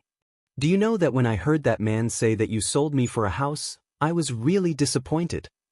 "What do you mean I sold you for a house? How did I sell you? I sent you to a rich family to live a good life. Is that my fault? Then why didn't you bless me and him?" The him that Bai Ran was referring to was Gu Qingze. "I'm also very happy with him." Yi Yuqin's face was ferocious. "What can he give you?" Bai Ran gritted her teeth and said, "What he can give me is not important. I think the most important thing is whether he can give you anything." Yi Yuqin was speechless. "Originally, after you registered your marriage with him, he said that he wanted to visit you. In the end, you didn't like him from the moment he entered the house. You're married, right? You have a man to support you, right? You're all grown up now. You dare to talk to me like this? If you're so capable, get out of here and don't come back." Yi Yuqin pointed at the door in a threatening tone. Bai Ran looked at her deeply and suddenly sneered. Believe. She had heard this countless times. Finally, this time, she was disheartened. Yi Yuqin did not expect that the soft and cowardly Bai Ran would know how to resist her. She turned around, opened the door, and walked to Gu Qingze. Gu Qingze's expression did not look good, because he heard the argument between Bai Ran and Yi Yuqin. Seeing Bai Ran walk out, he walked over worriedly and blurted out, "Ran?" Bai Ran looked at him in surprise. Gu Qingze immediately asked, "Are you okay?" Bai Ran ignored the surprise in her heart and shook her head. "I'm fine." She bent down and picked up the gifts that Gu Qingze had bought for her uncle and aunt. She said to him, "Let's go." Gu Qingze understood what she meant. He reached out to hold her hand and walked towards the door. Yi Yuqin was so angry that she couldn't swallow her pride. She walked to the door, looked at their backs, and said fiercely, "If you want to chase them away, don't come back if you have the guts." Bai Yan walked away without looking back. Yi Yuqin was almost angered to death